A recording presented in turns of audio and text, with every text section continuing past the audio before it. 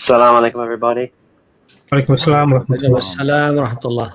Assalamu alaikum, everybody at home. Just a quick one. Today is open forum because I feel that when people come on, they don't really realize what stream's going on and what they should be saying and what the situation is.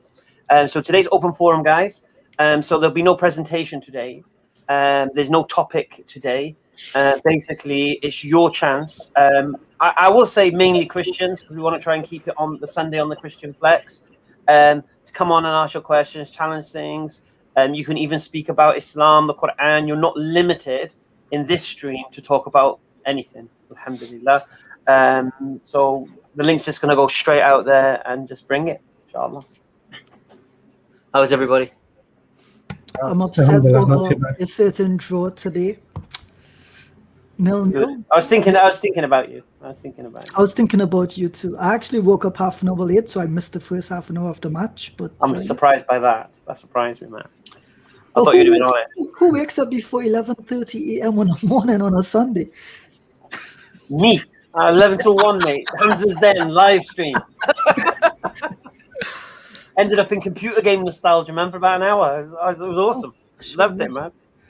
So that you were bossing. No, actually, you lost when you were playing with Ben Ikra yesterday on Age of Empires 2, if I'm not mistaken. Oh, He routed you twice. Yeah, Ben abused me badly, man. He acts like he's not been practicing. These geezers been Googling, man. He's been...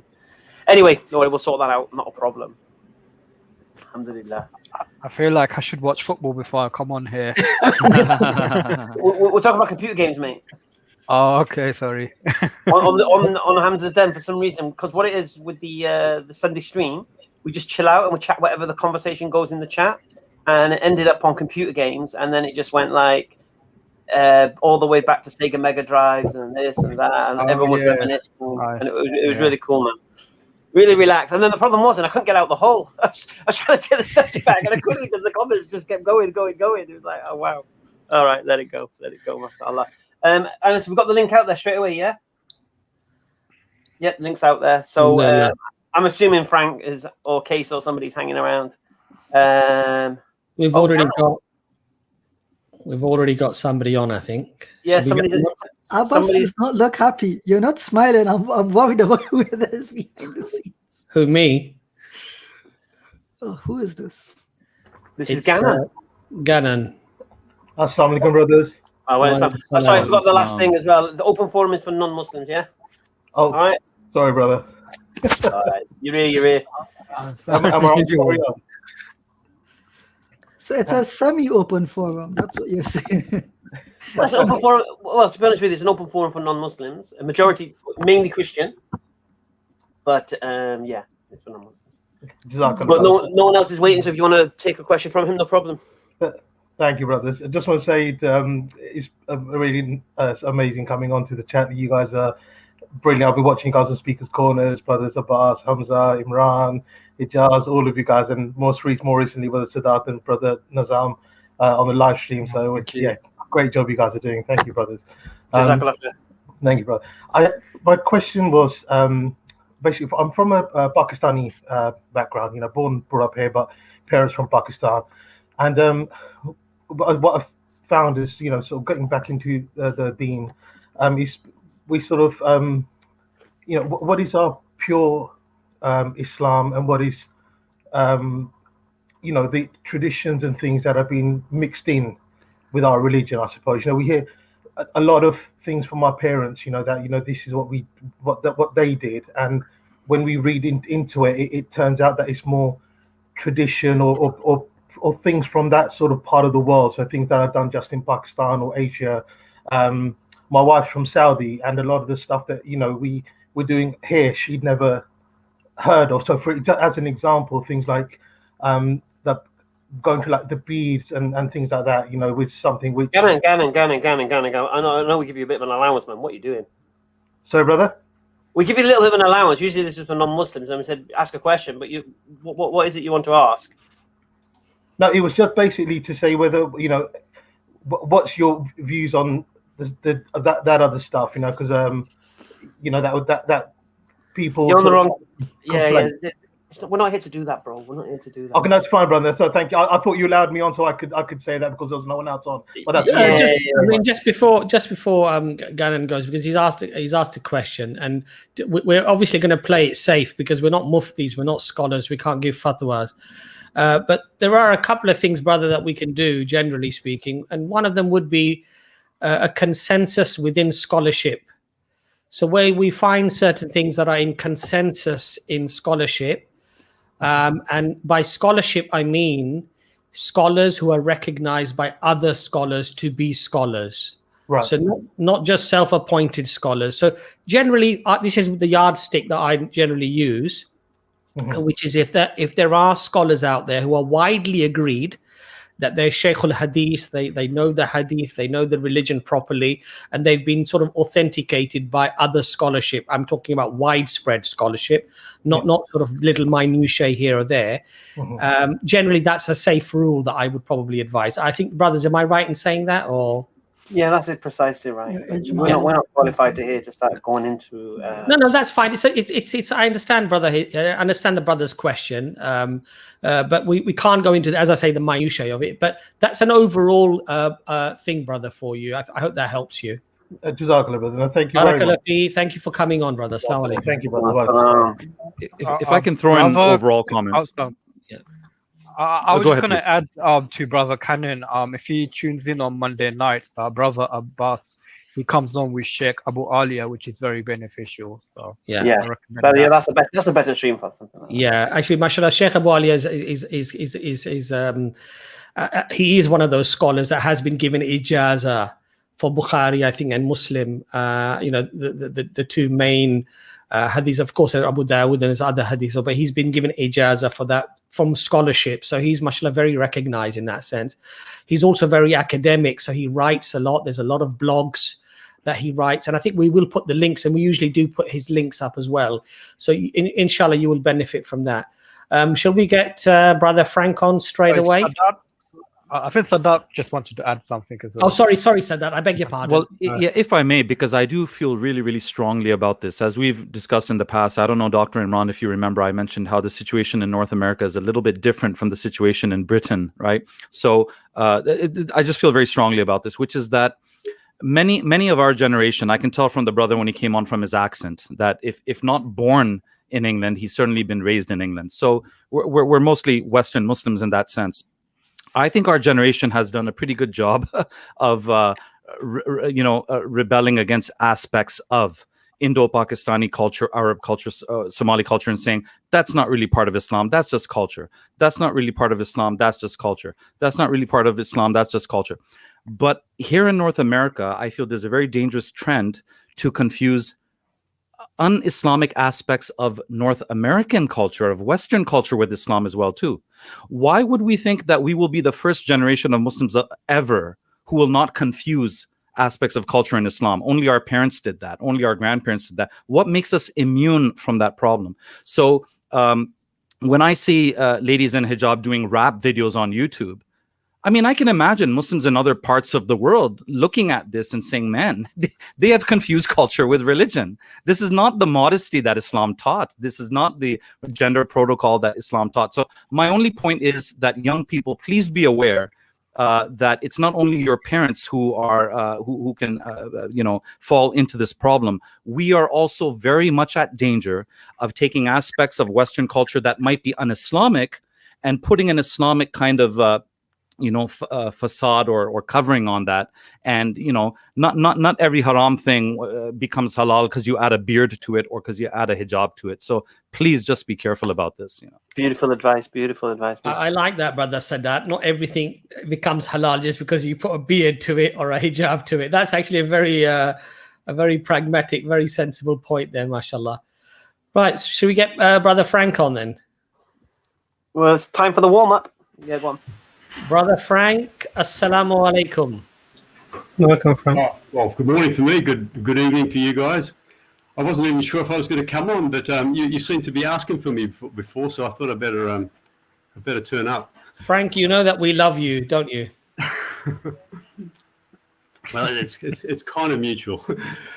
Actually, just first a question for Hamza. I tuned in for a little while on your arena on Saturday, but that YouTube seems to have disappeared. Do you know is that the case? Okay, yeah, it wasn't the arena. It was a separate stream on Friday, and it was I was trying to add an intro to it. So I put it private so I could download it, so I could add the intro, and I couldn't re-upload it. So it's on there now. Anyone can go to Hamza's Den, answering the Quran. The stream is there fully, without a dot missing or added. A bit like the Quran, alhamdulillah. No, because I just thought it was really weird because it didn't even show in my history, and I thought, yeah, that's weird. It confused a lot of people. You know, I had. It was so funny. You know when you was having a shout at that other Hamza guy, Doctor.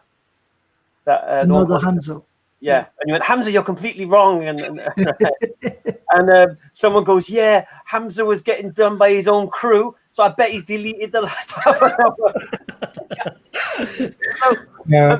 And this is the madness spreads from here onto the comment section into my YouTube comment section. It's like people just, I think they just see and think what they like. So Frank, there's no conspiracy. There's nothing ashamed of. It's there in all its glory, and it was glorious. Alhamdulillah. So yeah, nothing weird. Just people just have to be patient sometimes as well. You know, if you want to watch a live, watch it when it's live. And then if I take it down for a few days, then if you could have made it live, you should have watched it live.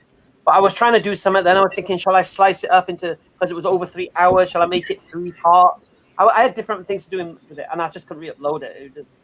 It kept failing. So I thought, you know what? Just take it off private, let it go, job done. All right. Just to let the brothers know in the back chat that we will be giving priority to non-Muslims. So if you're sort of left hanging there for a long time, please don't get upset. But obviously we'd like to sort of answer as many questions, and we do have another stream which is specifically for subscribers. So you're welcome to come onto that one if you don't get on this one. Brother Frank, does anybody else want to add anything, or should we just let Frank? Should we let Frank start firing? Let it slide. Let's see where he's going. Mr. Frank, the floor is yours. Well, you were just talking about conspiracy. I'm just wondering, is what you're doing in relation to the Gospels, etc., it's kind of a conspiracy theory. Like with Paul, actually, I wasn't sure if you were coming with Titus today or not. I'm never quite be sure what's going to happen because, but anyway, but like with 1 and 2 Timothy, your suggestion is like you're attacking the idea that Paul wrote it, but you're not really putting anything in its place. So you're not saying yes, but somebody else wrote it for these reasons at this time. It's just kind of casting doubt about it. And Frank, particularly Frank, let's just stop you there. We're not casting doubt upon it. We're just telling you Christians what your scholars are saying about it. Don't shoot the messengers. It's your people who come up with this, not us. It's your experts in textual criticism and your experts in higher criticism that expose this letter as forgery, not us. All we're doing is, and the historicity streams are exactly that. Because we have Christians for years and years and years quoting from the New Testament as if these things happened in history at some point in time, that these words were the actual things Jesus, peace be upon him, said. And therefore, that's what we're testing this claim. And it's failing. And we're not just going to just attack Matthew, Mark, Luke, and John and challenge those claims. We're challenging every single claim, every single letter. And Christians, not you, Frank, but Christians are waking up. Christians are actually realizing, I didn't realize these things. I didn't realize our own experts reject this as being Pauline when it comes to these letters of Timothy and Titus. Yeah. And so don't shoot the messengers. You're the one throwing your scholars under the bus. Yeah. But then I guarantee you, Frank, you'll cling to those scholars to support something else, whether it's the canon of the Bible and this and that, or to reject a different version of Christianity. Then you'll go to those same scholars. Yeah, and you understand. So don't think we're doing some big conspiracy and we're trying to expose. If you watch the streams, you'll know exactly that we're telling you it's your own people. And Christians watching should realize that. Don't fall for Frank. Realize this. Your Christian scholars, your experts, the people you turn to who have done the geographical studies and the historical studies have concluded this. And you have to ask yourself a question: why? Okay. Not just because you don't like it. Why? I Sorry, Jan, just what wanna did you say? add something on there pretty briefly. Frank, I think it's a pejorative to say that it's a conspiracy that we're appealing to. This is not a conspiracy. We're merely applying the historical method which your scholars developed, and we took this directly from Michael Locona's book on the evidence for the resurrection. We went to scholars like Dale C. Allison Jr., we went to scholars like Gary Habermas. These are all qualified historians that use the historical method. So I think to call it a conspiracy is a bit of a miss. The second thing as well is, yeah, we did say that if it's not the author which is claimed, that someone else wrote it. In fact, Hamza made that point very emphatically. Ooh, I almost spilled my cup of coffee on the laptop. Alhamdulillah. I was getting so caught up, my hand tipped. Right. Secondly, I also want to point out, Frank, that Hamza's point is not just valid. It's actually slightly a criticism against you as well, because Hamza and I didn't sit down and dream these points up, right? We didn't sit down and conspire before this. This was all by happenstance. We just decided to do it after seeing Christians engaging with us on the historical method here. So, Frank, I think it's a bit disingenuous to say that we're taking something away and not putting something in its place when we have. So, Frank, can you please respond to those 2 points if possible? Yeah, well, just first off, like you talk about our scholars as if they're Christian scholars. And I want to really make this point that in the 19th century, there was it started in Germany, but there was a large-scale turning away from faith. Like they applied critical methods to the scriptures, but it was really just everything was challenged. And there's a lot of that stuff has since been rolled back, that they were just moving the dates for the Gospels and everything later and later, into the 2nd century, 3rd century. They just kept pushing. Who was moving the dates? Who was moving the dates? James? Who was moving the dates? Frank, It started with the German scholars. Frank, Why were that they is- moving the dates? So on. Why were they moving the dates? this is incorrect, Frank. They didn't move. See, this is the problem, Frank. Remember in the last stream, you made the same point, and I quoted for you a 2nd to 3rd century church father Origen, making the exact same points that the scholars today made and in the 19th century. I think what you've bought into is the conspiracy theory that the Germans, liberalized That's ironic, everything, isn't it? right? Right. That is a complete hogwash of a conspiracy theory, because your own scholars were doing it previously. Martin Luther and John Calvin discarded those 7 books of the Old Testament because of those same theories. This is before the 19th century. So this idea that these Germans came up with it, I think is really only a Roman Catholic idea, which Protestants that broke away from the denominational churches took on in order to create an excuse as to why the normal narratives cannot be accepted. And in any case, Frank, I want to point out, this is a belief I have, and I think every adult should have this belief. Every claim should be qualified on its own merits. So it doesn't matter if we question it today or if we question it tomorrow. Asking questions is never a bad thing, as long as you have a reasonable basis to do so and you have a method which is just. So to tell me that it's wrong to ask questions about scripture hurts me, because isn't this what Jesus asked the Jews to do in his own That's time? not what I'm saying at all. That's totally to misunderstand what I'm saying. Like first off, you're saying that all the Christian, all the experienced scholars are saying these books are rejected. Well, The they're not. majority. Like I know Christian scholars who teach on the New Testament and so on, and they reject a lot of those things that have been said by what you would call them, the critical theorists. And secondly, like you're mixing things there. Like you talked about Martin Luther rejecting the apocryphal books. But there's a reason for that. Like they are in the Greek Septuagint, that they're sitting there, but they were never really accepted as scriptural by the Jews. So that's why those are left out. That's a totally different issue. Frank, you're confusing issues here. I'm saying to you that if people in the 16th century can question 7 books, not verses, not authorship, but books themselves, then why can't they do so in the 19th century? What do you understand by the term critical here? When someone is critical of something, it does not mean that they are biased. It does not mean that they are reading things in which are not there. All it simply means is that they are questioning that thing on its own merits. So, for example, I question Hamza on why he supports a rubbish club. I question you on why you support another rubbish club. That is perfectly fine. Asking questions is not something negative. So, no, I think you've confused it again. I'll make my point one more time. Every claim needs to be qualified on its own merits. At what point can you not question something? You also raised the point of there are 3 things that you do every time you come on stream. The first thing is you call the scholars that you disagree with not Christians. The second thing is you assume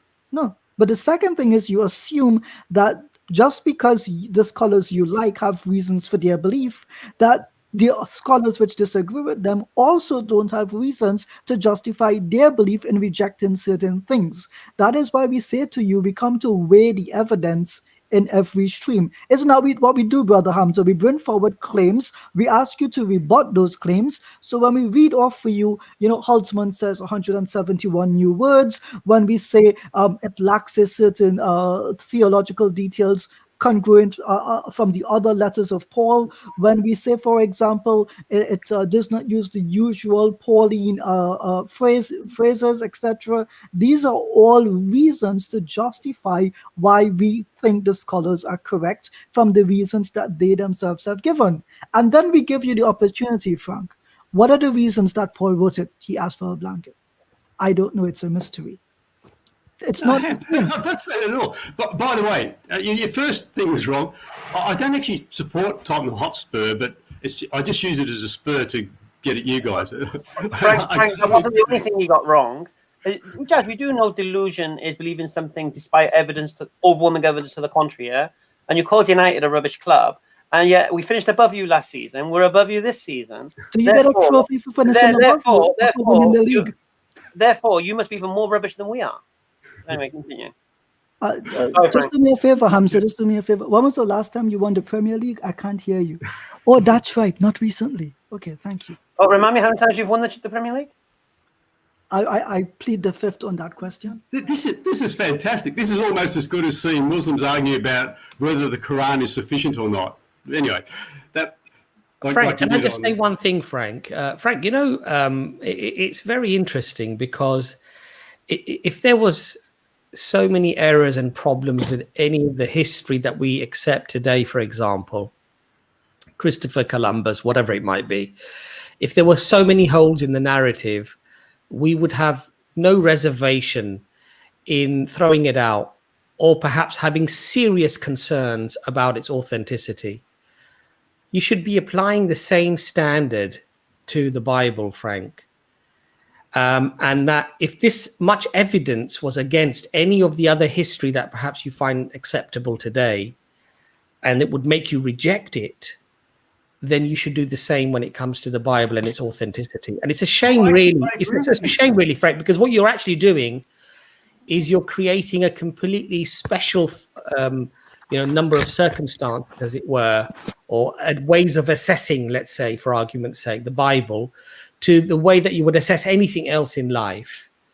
And I think you need to be honest with yourself, Frank, because remember, these are very serious things that we're talking about here. Ultimately, we're talking about salvation.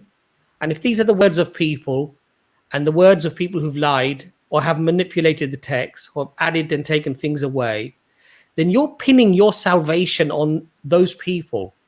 And I think, quite frankly, I would say that the evidence is so profound that you do a great disservice actually trying to defend it. I've heard some Christians say to me, actually, I realize that the Bible has been corrupted, but you know what? It's still my faith and it's still something I believe. I can have some respect for that individual because at least they're being honest on one side of their way of thinking. But Frank, what you're doing is you're really defending the indefensible. Really, you are. Not And at all. you're just flogging a dead horse, Frank, on this one. I'm sorry.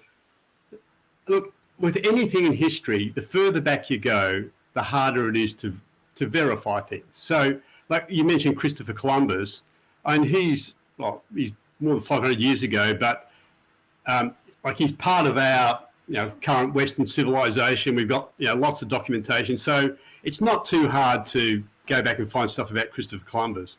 When you go back to the 1st century, even with a lot of the writings we have about the Romans, all the manuscripts we have, they are copies of copies. That stuff doesn't last, so it is much harder to go back and verify things. But Frank, can I just challenge your point? If we go back to the time of the Prophet Muhammad sallallahu alaihi wasallam, he's the most documented historical man in history. We know everything about him, everything about his life. Well, actually, I say you know nothing. Based Nothing. upon, well, Frank. No But that's disrespect. for No another disrespect, stream, Frank. anyway. Frank. Your opinion's worthless. Your premises are worthless. You've got flawed logic. Of course, you're going to say that. Why would you say that? Explain to me why you would say we have nothing on Muhammad sallallahu alaihi wasallam. Just answer that one question, please. Because everything's written later. What does that got to do with anything? Hold on. No, it's not. Nothing is. The argument you're applying to the New Testament apply to. No. You just made a claim. You just made a claim. No. Sorry, Frank. You just made a claim that we have nothing historically about Muhammad sallallahu alaihi wasallam. Nothing. Yeah, so I want you to support that claim, mate. Okay. What's the first writing you have about Muhammad? Look, I'll say it again to you. You made the claim. Bring your evidence. Don't ask me questions. Bring your evidence. What's the first? Just bring your evidence, mate, please. Demonstrate to us we have no history. Well, I can't demonstrate something that doesn't exist. I can. All right, I've got a better idea. I've got a better idea. Explain to me what hadith are. Hadith, it's a whole body of writing that was put together a couple of hundred years after Right. Muhammad. So Frank, you don't have a clue about hadith. And that's your problem. Yeah? So you reject things you know nothing about. Yeah? What does that got to... Hadith are a few things that got together 200... What are you talking about, Frank? Frank, hadith... When was the first hadith written? What's the first you don't even understand what hadith manuscript? is. You don't understand what hadith is. Why ask him when it was first written? Hadith is narrations by companions of the Prophet about his actions and his silence and his speech. Yeah? So now how we get that information through history is based on oral tradition and then, of course, written. Yeah? Just as the way you as a Christian read the New Testament as if it's historically reliable, yet you don't have a way of that transmission. You don't have an oral tradition of it, and nor do you have any written of it. Yeah? So the idea and the audacity that you turn around and say, we know nothing about Muhammad sallallahu alaihi wasallam, yeah, nothing, yeah, yet you claim to the historical reliability of the New Testament, my friend, you talk. I can't believe your waffle can get worse and worse, and it does. It did. I really wish I had a mirror. I'm going to go back to a point. Actually, I do. I have a mirror here. I can hold it up to you because hold it up to me, Frank. I'm going to repeat myself, yeah, and it's kind of like a self-fulfilling prophecy. I said to you, Frank, when you can't understand basic principles and basic arguments and concede when you're wrong on a basic point, when things go technical, you're going to be completely lost. And this is a fulfillment of that prophecy. Because now we're talking about hadith, you know nothing about it, yet you speak about it like you do. This is you, Frank. Can I also Frank a question? Is that all right? Yeah, go on. Hi, Frank. Frank, you know, when Ajaz and the brothers of myself are presenting stuff about the Christianity and the Bible specifically, the streams, we're not going to Muslim sources or non-Christian sources at all, really. Academic sources can be either, but we tend to go to Christian sources. I mean, early church fathers, these are all, you wouldn't deny their Christianity, or maybe you do, I don't know. And absolutely. And we go to sort of the Bible. When we're learning these things, or we're researching these things from literally, the saying goes, from the horse's mouth. Now, the narrative that you've brought for Islam, I mean, even it's a really basic error. The hadith were written 200. I mean, this is such a widely said thing, and it's so wrong. if you have even just a cursory look, I mean, not even scratching the surface. I've had Just a cursory look. Yeah. So all you need to do is just look, just see if you can find anything more than 2 centuries earlier about hadith. And there's manuscripts of hadith that are written before, 100 years before, easily. And the problem here is that, Frank, that we don't want you to engage with us on this level of hearsay and, you know, I've heard this, because it's not gonna. It doesn't give you any credence in your ability to sort of have a good discussion or even be fair. What you should, when it comes to the Bible, you should, or the New Testament, you should come and say, look, you guys are quoting this. These people are anti-Christian. These are the reasons why their conclusions are wrong because the evidence is this. But you don't do that. You seem to eventually come down to, you know, I believe in this. What else can I believe? Which none of those are valid arguments. You can't know that something is wrong but believe it anyway because there's nothing else to put in its place. That doesn't make sense. The fact that it's wrong is enough that it's wrong for you to sort of say, actually, I don't believe in this thing anymore.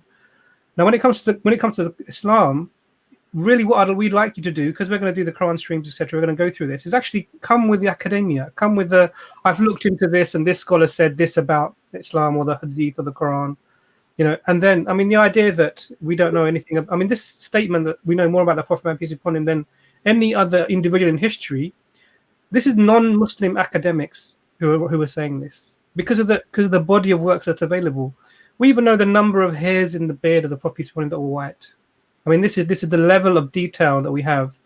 You know, this is verifiable history. We can go into all of this, but it's sort of I'm disappointed when I hear you just bring sort of cliches and anecdotes to the discussion when it comes to Islam. I want you to raise your game for the Islam discussion, Frank. Really. Let's just take it back to Paul, right? Like before you do, Frank, I don't want you to jump to Paul. I just want to make a couple comments on what you said about the Prophet Muhammad, peace be upon him. So, our brother Hamza asked you a question, can you tell us about the Hadith? And the first thing you jumped to was text. The word Hadith literally means narration. Why? Because the Arabs at the time of the Prophet Muhammad, peace be upon him, were a oral society, Oralural. They were not a writing society. The Greeks, for example, had 400 to 500 years of writing capabilities before the New Testament. For the Quran, the same century in which it was revealed is the same century in which the Arabs began to write en masse. So that's the first thing, Frank. You're comparing two different societies, so this is what we would call an equivocation or a false equivalence to begin with. The second thing is you're confusing codification with initial writing. So in this case, we have many inscriptions, I would say more than 36 plus, from within the early 7th century CE, found in the Hijaz, that is in Saudi Arabia today, in the regions of Mecca and Medina, which orthographically are dated within that early 7th century period. That's within the lifetime of the Prophet Muhammad, peace be upon him. Secondly, you have to remember as well that Islam in Arabia went from Arabia, the Hijaz, all the way to the Caucasus in less than a century. That's how far it spread. And it spread because the companions of the Prophet, peace be upon him, lived within his lifetime. And yet children knew him, so they carried on a living tradition. On the other hand, if I were to ask you, do you have any actual evidence of people within the living memory of Jesus who can identify for you any one of the 500 witnesses at Pentecost who were in living memory of Jesus? You would not be able to do the same because Christianity did not begin to be adopted until the 4th century CE with Constantine's conversion. So there is this wide gap between the two. So, Frank, if you're going to come and you're going to argue, you really, really need to study the historical method, the historical facts. Otherwise, you're just arguing in a vacuum, which is not reasonable. And I'm going to demonstrate this to you, Frank. Frank, the earliest manuscript of the Quran, when is it from? You're asking me? Yeah, you. I think they're from the late 7th century. So Arabic Mingana 1572A and Codex Sana, both of those are within likely the lifetime of the Prophet Muhammad, peace be upon him. And we know this because we date them in two ways, paleographically and using carbon dating. So we can have a certain date. Now, if I were to ask you the same question about the New Testament, you have to wait between 100 to 175 years before the first New Testament manuscript with the words of Jesus is even offered to you. And that is without, let me mind you, without carbon dating. So we as Muslims, we stand on firm ground. We have no doubt. You have But less the than thing is, 1/10. The manuscript, Mhm. the Sana manuscript is evidence against you because it's not. been overwritten. It's been scraped off and overwritten. You can see there's Frank. earlier versions of the Quran on it. Well, Hamza, let him. Watch this. Frank, you know what's beautiful about this is that whatever was scraped off, we know what was written, and you know what? It demonstrates readings from the Prophet Muhammad's companions, peace be upon him, that were still valid. They were still valid readings. The only difference is, based on the region that you go, you have a different recitation, and whoever rewrote on that manuscript rewrote it with the intention of using the popular reading at that time. So your conspiracy theory out the window. It's not as if it's a brand new reading which was hidden. These are readings which were well known and well established. And there were two scholars you can go to for this. One is Batnam Sadeghi and the other is Mohsen Goudarzi. Both of those published the scriptio inferior of the Sana text. So now you, Frank, rebut me on that point. Rebut me on it using evidence. But what do you mean by different readings? I mean, so it's different. No, it's the same Quran, different recitation. It's called Qira'at. This is standard belief, standard understanding. Frank, what I would urge you to do is, if you look at the works of Professor Angela Neuwirth, she's a German expert in the Quranic text and very highly respected as one of the most foremost world experts on the Quran. And if you look at some of her comments, she basically says the more of the, I'm paraphrasing because she's very, very academic in the way that she actually speaks. But basically what she says is the more we discover the early manuscripts of the Quran, far from there being any suspicion or confusion in terms of its preservation, it's actually confirming what the Muslims are claiming, which is that it is preserved. And that the earlier works, like, for example, from Patricia Crone and a few other so-called academics, their works have been completely trashed because of the modern day findings in the last 20 or 30 years. Now, Angela Neuwirth is not a Muslim. And I believe she's not Christian either. So she's got no dog in the race, basically. Brother Abbas, yeah. I don't mean to interrupt you, but I want to qualify your point with an example. In the 1970s, Patricia Crone wrote a book with Dr. Michael Cook, undermining the historical validity of Islamic teachings. In 2004, Dr. Michael Cook recanted on that and accepted that the standard narrative for the Quran and its transmission, as recorded in the Ahadith, are exactly as we find it in the evidence today. That's in a 2004 paper on the schematics of the Quran. So if someone like Dr. Michael Cook, whose arguments you are borrowing and don't even know, confirms what we believe, how can you reject his own claims about his own research?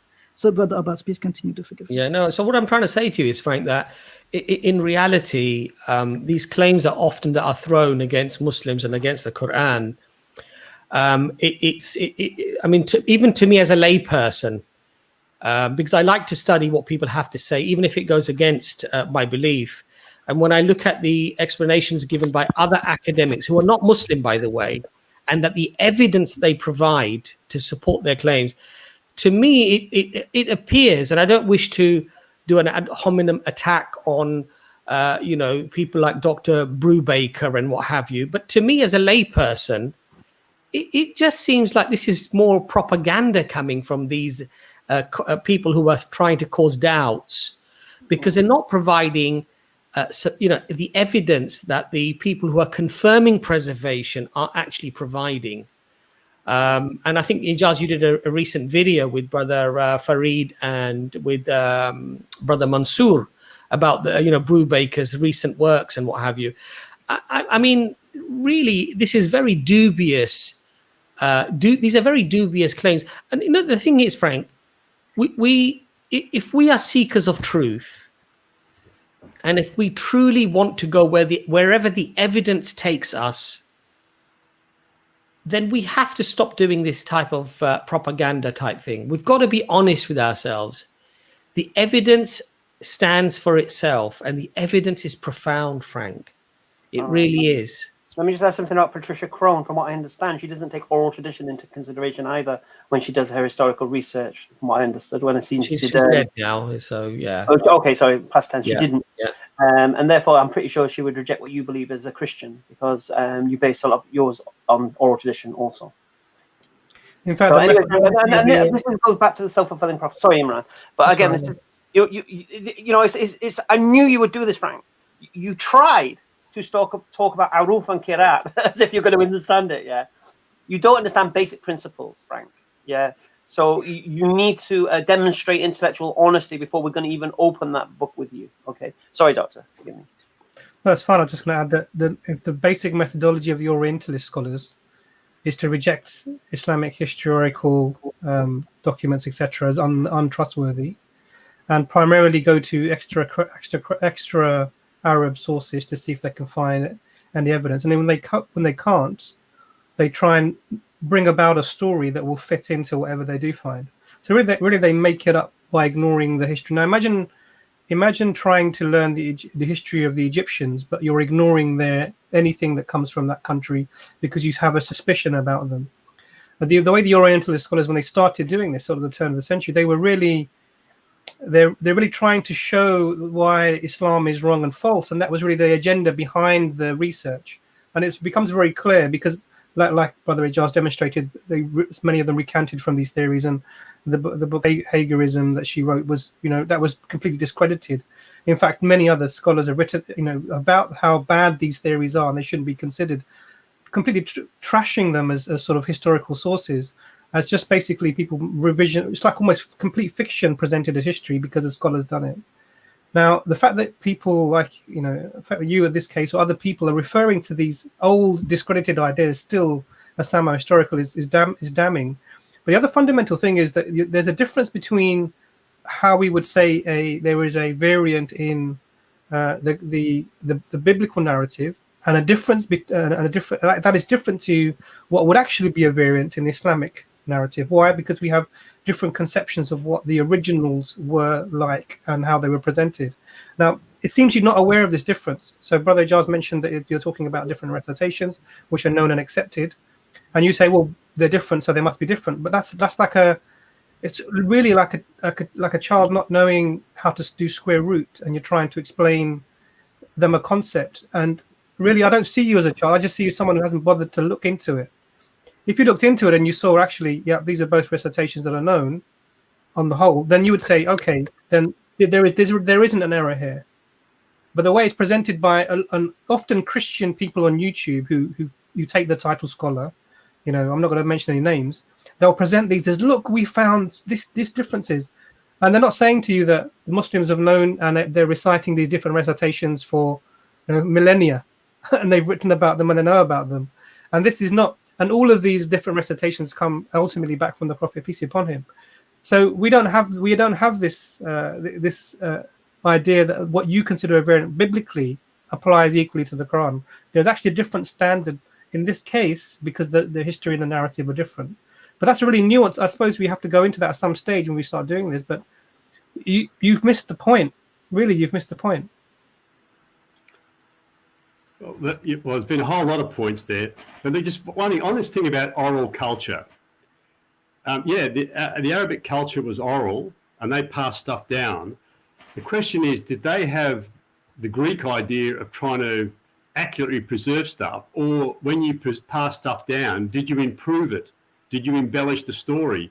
And I think that's what's very clear in the Hadith, that the fact that you see you've got so much information about Muhammad, it just shows that it's made up.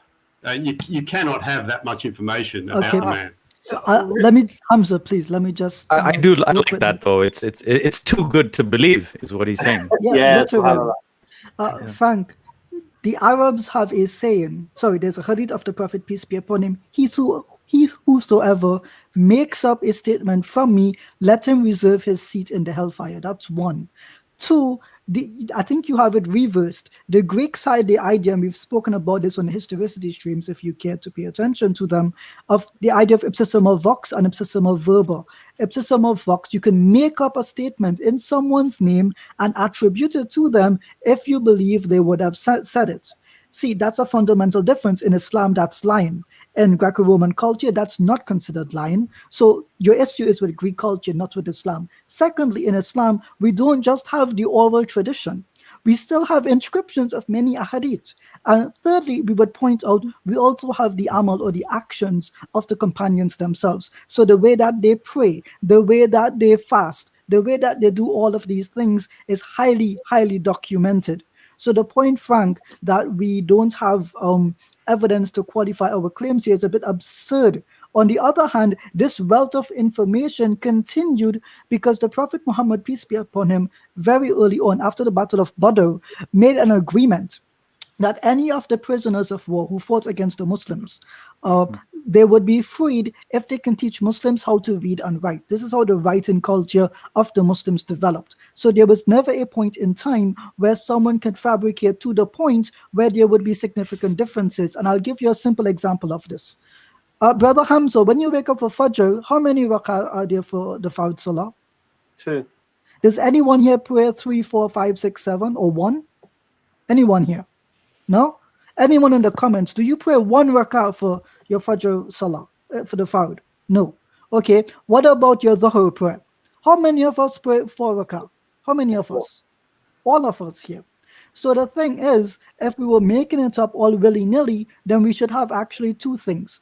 Muslims should not be able to agree on what the 5 pillars of Islam are, what the 6 articles of faith are. We should not have that level of agreement. Secondly, we should all be reciting Surah Al-Fatiha in a million different ways. But that is not the case. So via proof by contradiction, Frank, you are wrong. Now, on the other hand, if I were to go to almost any one saying of Jesus in the New Testament, there are at least 3 different ways to see it at a minimum. So the next time you come at me and say, the next time you come here and you say, your tradition is unreliable, are you looking, Frank, turn to the left and look into that mirror again and repeat that statement. Then we might actually make progress in some regard. I'm sorry, I'd had like 10 cups of coffee today. No, it's good. And this is the thing, Frank. I just want you to just tell me why you think it's made up. Look, even when I look at the Quran. No. Why you think? Why you think? I'll give you an example. I don't want to give that example. No, Frank, I want you to answer the question I've asked you. I'm asking you about the hadith. I'm asking you about the hadith, about the Prophet Muhammad sallallahu alaihi wasallam, and why you think they're made up. Because there's such a volume, and look, with the Quran, it's memorized. Like I acknowledge the Quran Frank, please just look at the hadith. The hadiths, they're just look. You've got some of them. They contain ridiculous stories. Right. Do you understand the science of hadith? It's not a science. Like, for example, Frank, I can't do it. Is there a story does Aisha tell about the stoning passage? Frank, it's not happening, mate. I'm telling you straight. You're fulfilling the prophecy. You're trying to talk about things you have no clue about, and you're trying to talk about that thing you have no clue about with such an authority. It's pure arrogance, mate. We're not having it. Here, Frank. Just before you do say anything, are you a Muslim? Yes, I am. Salam alaikum. Sorry, this stream is for non-Muslims, man. Oh, I thought you could. So maybe near the end, inshallah, we'll allow Muslims on. But right now, we're just keeping it reserved for non-Muslims at the moment. Sorry, my brother. Liam? Alhamdulillah. Yeah, mashallah. Good job. Thank you very much. I'll wait to the end. I always do anyway. Alhamdulillah. All right. Yeah, so just so you know, guys, no, 1 second. Rob, before Rob comes on, just take them off for now. The reason being, how many people have we got watching at the moment? I can't see because someone's trying to enter the studio. Every time we lecture the likes. Every time. Get in the habit, guys. You're the same people. One of the things that I was just showing Ijaz, you're probably very familiar with, which was the isnad, of the Quran. each and every person in the chain, we know what their names are, their families were, what they did often for a profession, who their uncles were, aunts were, who their children were, excuse me, which scholar they learnt the Quran from, who did he learn it from, and it goes right back to the Prophet Muhammad, peace be upon him. And then from there, obviously, it goes back to Gabriel, Jibreel alayhi salam, and then it goes right back to Allah subhanahu wa ta'ala. I mean, this is a unique way of recording, and confirming the authenticity of any scripture. And this is not something that we Muslims are saying. So if you look at, there's Harvard professors, non-Muslims, who are saying that this oral tradition, if anything, was superior to even the written text that they had. Because when you have multiple people who are relaying the Quran orally, and then they end up in different parts of the world, after the 20th or the 30th generation, if their recital is exactly the same, the only possibility that you can have, conceivable possibility, when there's no mass communication and there's no, easy way of verifying these things, is that it has to have been preserved. And that's just one piece in so many other pieces that fit this puzzle. So I just find it really odd that people just argue just from complete ignorance about it, All right, Frank. Sorry, Abbas. Beautiful words. Right, we're stopping the stream until we reach at least 1,000 likes, because we've got nearly 1,200 people watching. Yeah, and I can imagine there's some trolls here who, I'm not liking this. I can imagine. I can get that. But come on, guys. We're only asking you to like something. It's not hard. While we're waiting for the likes to go up, I want to ask, Brother Nazum, my brother Sadato, Dr. Iman, do you have anything to say? Because, I'm sorry if I've hogged the mic a little bit, but my blood pressure, when someone says something absurd like that, I've got to tell you, I think I need an extra 5 cups of coffee. But in any case, brothers, do you have anything to add to what was said? I have to remember that myself as well, to drink a lot of coffee before I come on so I can be more energetic. Sorry, brother Sadat. No. Actually, I'm glad, Ijaz, that you have all the references to give, and that was really good, and I really appreciated your response. Mine are, as usual, general observations. So, one is that Frank should be more skeptical of why there is so little information about Jesus in the Bible. So, if Jesus's earliest companions or disciples believed him to be God in the flesh, a prophet of God is enough. A Messiah is enough. But if they believed him to be God in the flesh, would they not want to grab onto every single word that comes out of his mouth? Every single word that comes out of his mouth is the word of God. And yet, if we put all of the things attributed to Jesus in the New Testament together, it wouldn't amount to more than 3, maybe 4 pages. So he should be skeptical of that. Either much more was recorded of Jesus's sayings, but they're lost, right? Or this is all that was recorded, and his earliest followers just saw him as someone inspired by God, but not as God in the flesh. The other question, counter question I would like to have asked him is, what was the benefit in Muslims recording so much information about the early civil wars that happened, right? This is stuff that Muslims would not want to invent. So like the Battle of Jamal, right? You have companions, unfortunately, fighting companions. Who would invent this? Like, who would make this up? Who would make this up? And if the Quran was not a fixed text, if it was a fluent text, what prevented some unscrupulous Shias from inserting their theological ideas explicitly into the Quran? Or for that matter, to be fair, what would prevent some unscrupulous Sunnis from inserting theological things into the Quran that more explicitly supports their position, right? So all of this shows that the Quran was fixed. The idea of the prophethood of Muhammad sallallahu alaihi wasallam, this is fixed, right? Otherwise, what are they fighting over exactly? Like, explain to me. So that's why I said once that, and the coronavirus example doesn't work because I noticed there's just so many different opinions on that. I'll leave that alone. But in general, there's some conspiracy theories that you can't adopt in a solitary way. You have to adopt a much bigger conspiracy theory to support your smaller conspiracy theory. You see what I mean? So if you wanna adopt this theory that the Quran wasn't fixed, or the hadiths weren't recorded, or whatnot, or Prophet Muhammad didn't exist, he's invented or whatnot, you have to invent a whole bunch of other bigger conspiracy theories to support your smaller conspiracy theories. Like, none of these battles happened. The Battle of Jamal never happened. Muawiyah wasn't a Khalifa. That was at odds with Ali, who was the Khalifa in Kufa. None of this happened. None of this history happened. And that's what you call very serious revisionist history. So the burden of proof is definitely on the other side when it comes to this. Right, we've got 1194 watching, according to what I can see here. Just right now, just go and check if you've liked. You might have thought you've liked it and you've not. You clearly haven't, because there's only 934 likes. I'm not going to let it go, guys. And we've got guests waiting. We've got three guests waiting. So you're holding the show up. So please just go like. It's a very simple process. Go to the channel. You'll see the title, and you'll see like and dislike and share. Share if you like. That's a Brucey bonus if you want to do that. But please, everybody now who is watching, just go check. Have you liked? Have you not? Just now. We're not going to say nothing now for the next 5 minutes until you do something. Sorry, guys. We're going to look at the screen. 1217 watching. They're going to come on. What's this about? 6 guys just looking at the screen. Only asking for 1,000. So 200 of you can still be lazy, but we need at least 1,000 of you liking it. You've got to participate. You've got to let YouTube know you're liking something, so other people will come along, and maybe we'll get some good caliber Christians who might get a suggestion about this. You know. Because it's just not fair. And I was right about Frank, wasn't I? 1,000. We hit 1,000. Alhamdulillah. We hit People 1,000? are listening.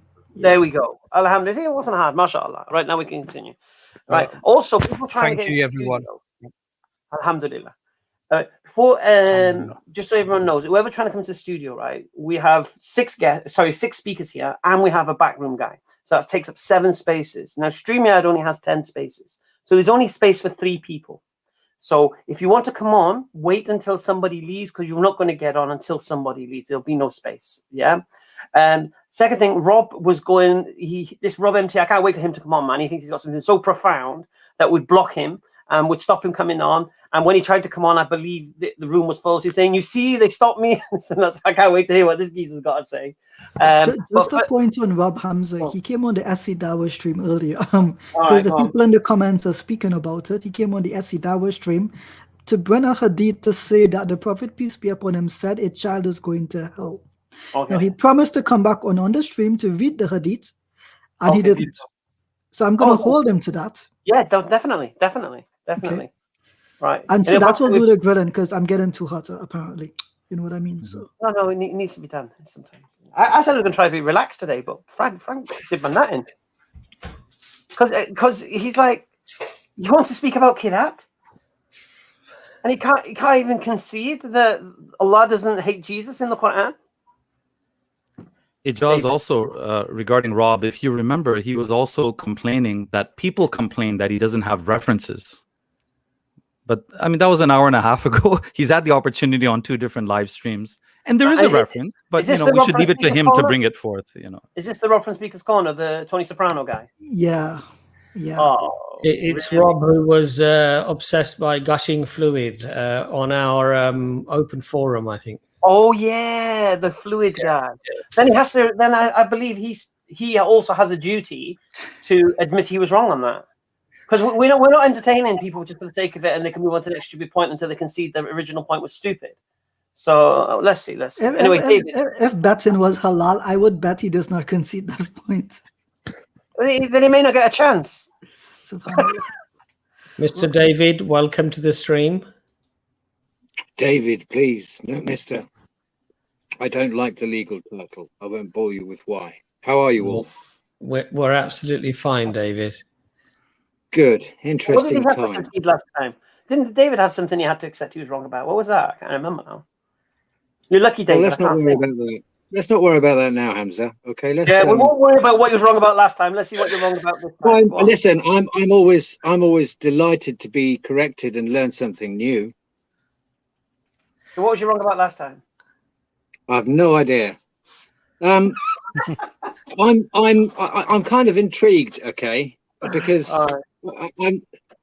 I've been listening to, the idea that the Christian texts have got to be historically correct, and they're not going to be, as far as I'm concerned. But I'm more concerned about the teachings of the Quran, which I'm told are a perfect book, and You've just confirmed something about the hadith.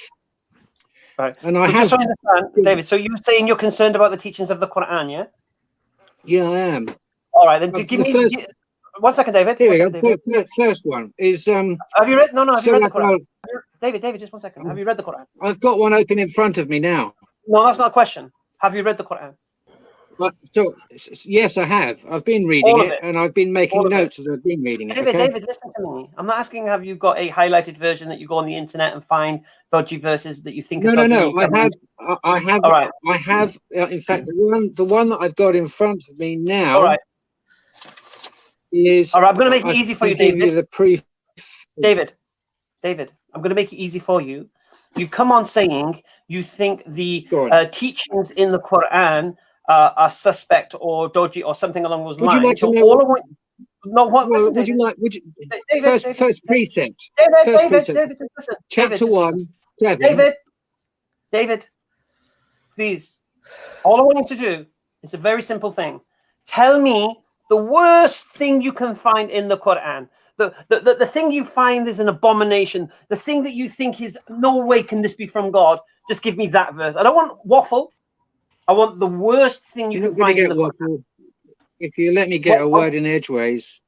Right. So what? So listen Chapter to- 1. Is this your worst? Is this your worst topic? Yeah. No, Which is the worst one? no. It's. I want the worst. I said I've made Hamza. I'm not going to be directed. Let's This is see an the open question. forum. Okay, Rob, David, just Thank ask the you. question quickly, please. Thank you. So the first element of it, I mean, my main concern is that it's kind of it insists that this is the only book. Yeah. So we've got chapter 1, verse 7. The path of the ones whom you have favored, other than the ones against whom you are angered, and not Right. the erring. Okay. So that David, you give your verse. Let's understand it. So you're saying there's a Let's look at verse it. in the Quran. So there's a verse in the Quran where the Muslims are told to ask Allah to keep us on the path who God has favored, and not the path of those who've gone astray, or those who've earned thine anger. Yeah. So you think that's problematic? Yeah. So Right. Okay. Why? well, yeah. I mean, okay. If we compound that, the notion that it's only the followers of Allah, or Muhammad's version of Allah, God is angry with everyone else because they may be in error, they may be foolish, they may be misguided because they're not following Muhammad's God, Allah. David, it didn't say that. It didn't say that. Okay, well, if I go to sunnah.com and I look at, I'm just going to open it, By the way, and that's this not is obviously Quran. an Islamic source. No, I know, but it's the hadith. Okay, so these are the What's your problem with narrations. the verse? What's your problem with the verse? Well, it's like everyone that doesn't follow is kind of damned, aren't they? No, I mean, it's repeated several it's saying- times. All right, who are the right? So basically, it's saying that God is angry at a people, and some people have gone astray. So they were on a path of God and they've gone astray, and others have completely opposed God. Yeah, and So- in this, so 1 second, and in this surah, we're asking Allah, do not make us of the people who go astray, and don't make us of the people who you're angry with. Do you believe God is angry with people? Is that a problem? Is that your problem? No, I don't believe God should be angry. No. But is that your problem then, God being angry? Yeah, the idea that God is angry with one group and not another, that's kind of... Oh, and who is this But group? that's... Well, the non-believers, those that don't follow this particular book, is what it repeatedly says. I mean, 2:7. It says Allah has locked their hearts, their hearts and ears. In other words, people that don't actually agree with what's this. the problem? I'm trying to ascertain the problem. Well, it seems to be a narrative of seeking to get people to submit that this is the only narrative, and if they don't doing that, they're misguided, or They are. Okay. I'll make it easy for you. Yes, if you're not a Muslim, I'll tell you straight, David. If you're not a Muslim, Yeah, sure. You've been misguided. So we've got And don't you likewise, David, believe that we are misguided? If we did hold to this interpretation that you're putting forward of the Quran, if that is what I believed, let's just say if I believed, all non-Muslims are damned, all non-Muslims are purposely deaf and dumb and blind, all non-Muslims are deserving of God's anger, would you believe that I'm rightly guided, or would you believe that I'm misguided? Well, I'm sure you would. I'm sure you would agree. I would regard people who think like that, you would say are misguided. Well, yeah, but in fact, we live in a world at the moment where there are so many beliefs that are leading us astray. It's staggering. And I'm not suggesting Islam is doing that, but what I'm suggesting is that any dogma, anybody that stands up and says it's got to be this particular understanding, otherwise you're a fool or you're misguided. Yeah, because what that says is that Islam, was it 1.7 billion, I'm told, of people follow Islam. That means that the other, 5.3 billion people on the planet are all in error and misguided. Yes, they are. But here's the thing, David. So from that, Hamza, what you're suggesting is that Islam should be the global belief system. Or God will be angry with all of those that don't follow it. Of course. David, yes. Look, see, David, the inconsistency in your view is that what you are charging Muslims with, you yourself cannot escape from that if you think about it logically. So if you're an agnostic, for example, if you were an agnostic and you believe we cannot pronounce any kind of verdict on whether God exists or not, then you have to believe that millions of atheists who have pronounced the verdict that God does not exist are in error and they've gone astray. And millions of Muslims and Christians and Jews and others who have pronounced the verdict that God does exist, they are misguided and they are astray. Similarly, if you're a nominal Christian, then you have to believe conservative Christians have gone astray. If you're a conservative Christian, you have to believe liberal Christians have gone astray. So you can't escape from this. The whole reason you're here is because, like the Quran, you are putting a view forward and you're saying this is what you people should adopt. Yes, this is the proper view. Am I David, right or wrong? I got a question for you. Very simple question. Hold on. Let me answer that. Let me answer that, please, Hamza. Let me answer that. Let me answer that. Part of the same question. Let me answer that, Hamza. David, you will answer. Let me answer that. It's the same question. No, let me answer that because we've got a narrative going, Hamza. It's the same question. If that is the case, then we can't call this God all merciful because he's selectively merciful. Oh, David, I knew you were going to want some garbage like that. Listen, David. Let me ask you a very simple question. David, let me ask you a very simple question. That's a very simple question, and I'll answer what Sadat said and everything in one answer. Do you believe if Islam is the truth of the reality of this world, everything Islam teaches is true, do you believe everything else will then be false by default? No, I believe Islam is like many other belief systems. No, that wasn't my question. No. David, pay attention. If Islam is the truth, do you accept if Islam is the absolute truth and reality of this world, then everything else other than Islam will be by default false? Do you accept that? I would accept that would be your position. That would be the principle, isn't it? So if Islam is true, no, it's not as simple as that to me. It is. If Islam is true, I'll give you the easiest example. If Islam is true, all the Christians are wrong. Yeah, if Islam is true, would you agree with that? That's the claim. That is the claim that's made, isn't it? So if Islam is true, all the Christians are wrong. Would you agree with that? Well, that is the claim that is made within Islam, within what you're teaching. You, David, if Islam is true. No, I don't believe that's the case. David, I don't believe that's the case. I don't believe that's the case. Talking about principles here, David. Well, I do believe Islam is true. So am I right? Listen, David. So can I hold the position that all of Christians are wrong then? Well, you seem to. No, can I? Am I justified? If I believe Islam is true, then I'm justified in believing that every other belief is false, aren't I? You've justified for yourself. No, it's a justified principle. Would you agree? Christianity must be false if Islam is true. by default. It's a very simple concept, very simple principle. If Islam is true, everything else is false. Agreed? Yeah, but I hold the position that both are corrupted. Thank you. Thank you. So the point here is this, right? So if Islam is the truth, then everyone else is in misguidance, being taught something that isn't true. Is that also true? No, I believe that each of the religious, because we've also got Jewish or Judaism as well, which is listen to me. Okay, so we have no Hamza. I don't want to oversimplify. It's too convenient for you, David. It's a you were happy to do it earlier on.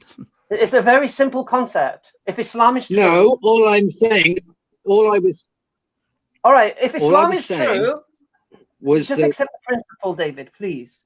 If you can't show intellectual honesty at this point, you're going to become another caller. You're a waste of space because you will not demonstrate sincerity and intellectual honesty.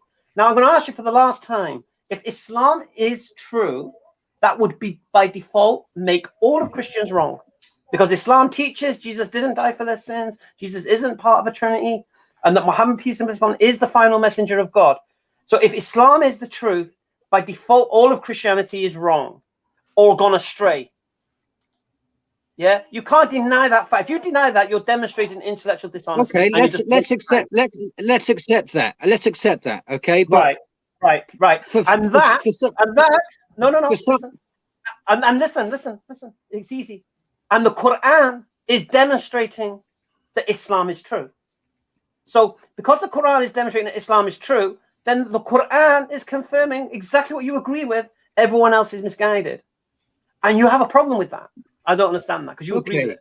No, my problem is, and I'll restate my position just for clarity. Having studied history and anthropology and different religions from all over the world, they've all got truths to them, but they've all got weaknesses to them. And so there is no single book in my world that will hold the perfect formula of the truth of everything. And I've got an example. Accept your belief system. Yeah, accept your belief system. So if everything you said today, if you were to write that down into a book, then you would believe that that is the uncorrupted, pure truth. Everything you said right now on the live stream, if you were to write it down into a book, you would say, this is the most pristine, most pure form of the truth. And people who don't agree with this are on something else. They've gone astray, or they have partial truth, but not full truth. They have corrupted truth. Is that not the case? This is what I'm trying to make you aware of, right? David, can I just live in a world? David, can I just come in there? David, what it is, there are certain nuances to your argument that I think perhaps haven't been raised. The Quran very clearly states that even amongst the Jews and the Christians, there are believers. In other words, those people who followed Jesus faithfully and followed his teachings, we believe they would have been Muslims. And we believe all the prophets were Muslims because they submitted to the will of the Creator. So all of the followers of Moses, for example, if they followed the teachings of Moses, we believe that they would have been Muslims. They were believers. They submitted to the will of the Creator. Now, the problem here, David, is that, excuse me, if you look at it logically, if that pure message of monotheism was changed after Jesus or after Moses or after Abraham or after any of the prophets that came right the way up to the prophet Adam, peace be upon him, then those religions by default would no longer be pure religions from the Creator. And so it would only be logical and rational for Muslims to say that our book, which claims to be the seal, the prophet being the seal of the prophet, and the book is the inherent promise of God of preservation existing in the Quran, and being able to show that with evidences and arguments that it is indeed preserved, then we would be quite, I think, reasonable in saying, excuse me, that what we have is from God, and what has clearly changed before is no longer from God. I think this is a very reasonable argument, I think. Okay, well, I can see exactly what you're saying. I've dug a little deeper to the extent that, well, let me stick with where I was, because my key concern is that there is this doctrine that flows through the early chapters of the Quran that constantly reasserts that this is, as you're doing, this is the perfect book. It is the perfect word of the Creator. So what? But if I look in detail at it, in terms of its the integrity of its content, I get a number of errors occurring. Name one. I think probably, and this is it actually disturbs me a bit, because belief is a very, very careful, it's something that's very dangerous, can be very dangerous, as we can see at the moment in the world. So David, can I just hold on. Let me before you jump in. I know that I can waffle a bit, but I'm just trying to make a point. So I have also gone to the Hadith, and if the messages that this man brought us are correct, and this actually touches on an area of my own personal and professional life in terms of expertise, I've got here narrated by Abu Sa'id Al-Qudra. This is from Sunnah.com, Sunnah and Nasi 326. It was said, O Messenger of Allah, you perform wudu, which is the bathing, I think, from the well into which the bodies of dogs, menstrual rags, and garbage are thrown. And he said, water is pure and is not made impure by anything. Now, to me, that is a dangerous concept. I've worked professionally with wastewater treatment for 35 odd years. All right. But that's not the Quran, you know that, don't you? Yeah, but the Quran is supported by the... I mean, you were just saying about how these are narrations that have been handed down perfectly. So is that... No, but let's just establish this position. You can't talk about the Quran and then bring hadith. Okay. If David had come on the stream and saying, look, I've seen a hadith narration about water and dogs and such, we deal with it in its merit, yeah? What David can't do is say the Quran is in error and then bring a hadith to demonstrate that point. I don't get it. So you said your expertise is in what, water and waste management or something? Is that what you said? I'm something called an ecological engineer. So I understand a great deal about the properties of... Oh, okay. I understand a great deal about the properties of Hamza. You don't... I mean, if it was my platform, I wouldn't be so, oppressive. So my background is in my background, just for your audience sakes, my background is water in the built landscape and natural environments. Okay. Right. Just one second. See, here's the problem. You said the Quran, you've looked at the Quran, and due to your expertise, you found many errors. Okay. And then you went on to try to tell us what these errors are. And using your expertise, you then went to a hadith from Sunnah.com. Now, my question to you, first of all, is using your expertise, which verse in the Quran does your expertise of water, waste management, ecological, whatever it may be, refer to? Now, if it's nothing to do with the Quran and you're using this ecological water, waste management flex to deal with the hadith about dogs in wells and such, then be intellectually honest and say that. But don't think you can start a sentence saying the Quran is in error, then try to bring hadith and then try to muddy the water with, pardon the pun, with your ecological expertise in water. Okay, the two don't go together. Okay, well, so the Quran. Is there anything in the Quran that your expertise in water waste management is in error? Anything in the Quran? Well, there are one of the key things that comes to mind immediately is that King Solomon is reputed within the Quran to have spoken to ants and birds. Okay, so I'll say it again to you. I find that very difficult to believe. Sorry, you have David, you just said using your expertise in water waste management, the Quran's in error. So I'm using your expertise in water waste management. Is there anything in the Quran that is in error when it comes to your expertise in water waste management? I am an ecological. I'm an ecological engineer, so I understand a great deal about life forms. Okay. So you're an ecological engineer. Fantastic. Is there anything in the Quran that your expertise in this field exposes as an error? In the Quran, anything? I find it very difficult to believe that King Solomon could talk to ants and birds. Okay. Which part of being an ecological engineer deals with the speech of ants and birds? Within the ecological engineering, I have to have a wide, comprehensive understanding of many forms of life, including insects and birds. Do ants communicate? Ants do communicate. They communicate by scent and by clicks. Right. So the point here is this: the Quran. If you're talking about how Prophet Solomon could speak to the ants, the birds, and the jinns, and whatever it is, it's a miracle from Allah. Okay. Now, if you don't understand the concept of miracles and the concept of the supernatural and the concept of the metaphysical, then of course you're not going to get it. If you can demonstrate that this didn't happen, I'm happy to see it. But the point here is you started talking about dogs in wells after talking about the Quran in error. I was talking about the notion that the man that you follow bathed in a polluted well and turned around when he was questioned about it, and turned around and said water can't be made impure. Now I know that's a hadith. I know that's a hadith, but I understand that the Quran is hadith. No, it's not. No. Oh, it's separate. Yes.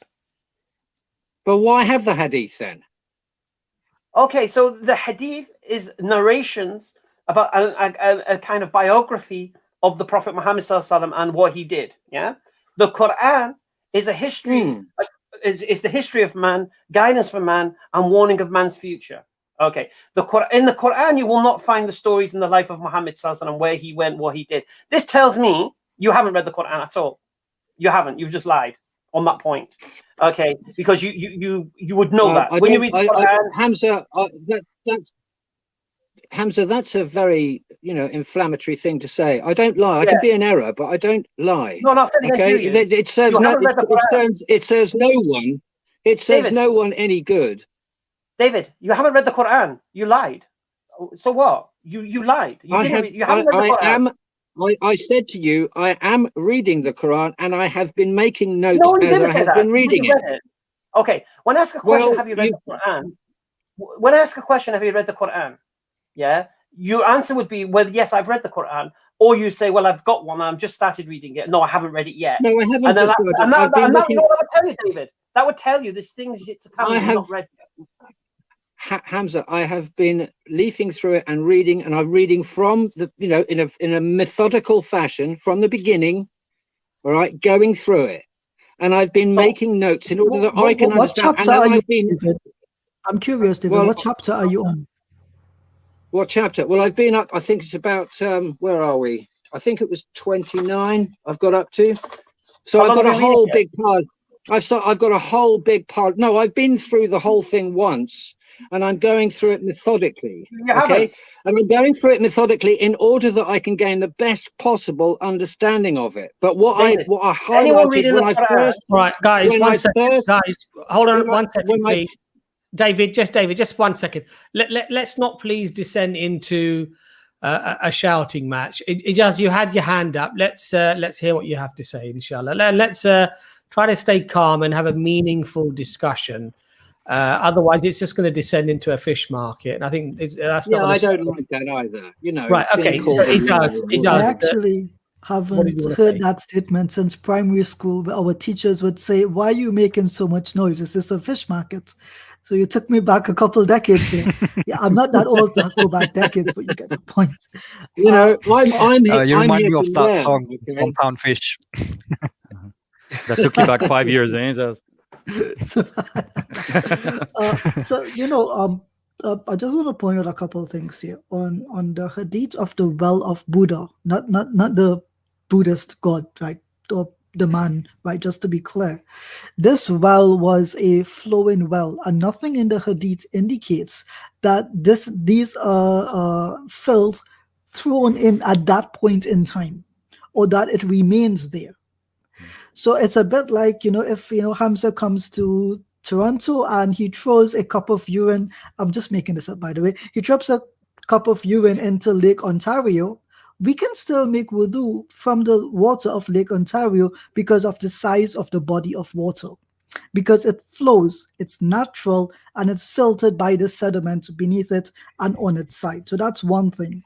So to say that the Hadith teaches that it is a place currently that is a dumping ground, I've not seen any evidence of that in the Hadith itself or about it. But let's even assume that that is the case. In Islam, water can become najis. Isn't this right, brothers? So najis means something which is impure. So what I see happening here, David, to be quite honest, is if you've not read any of the commentaries on the ahadith, one can read almost anything into that statement. So let me ask you a question to Dr. Imran, because we haven't heard from him for some time. Dr. Imran, if I was to go for a wee in Lake Ontario, and you on the opposite side in New York, could you not make wudu from that same water without there being any harm to you?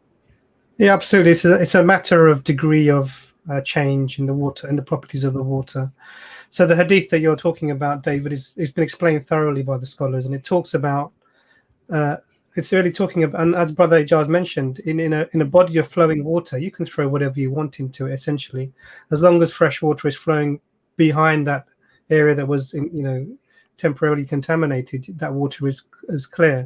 Dr. Imran, could I ask you a question? You're in my territory now. Be very careful. You absolutely. are in my territory. I will be. Don't worry, we will be.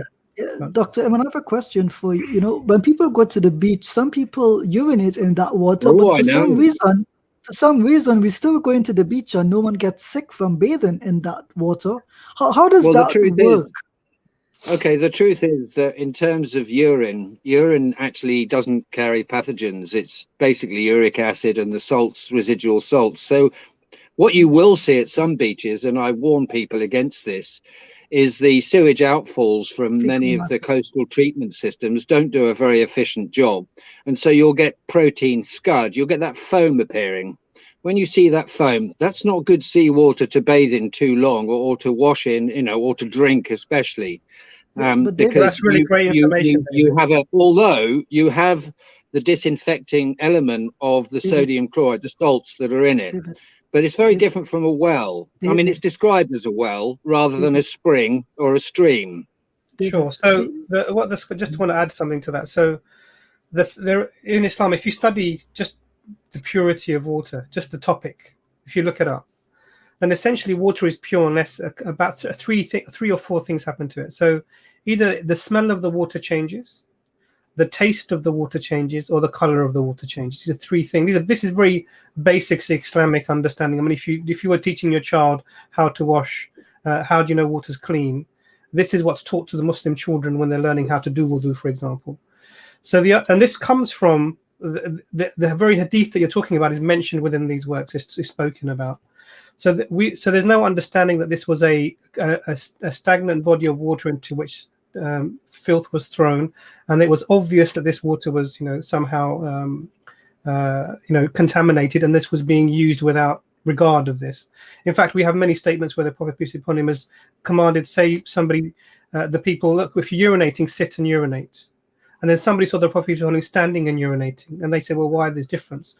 And it was explained by the fact that this was an area in which there was general other filth, so that sitting wasn't an option at that time.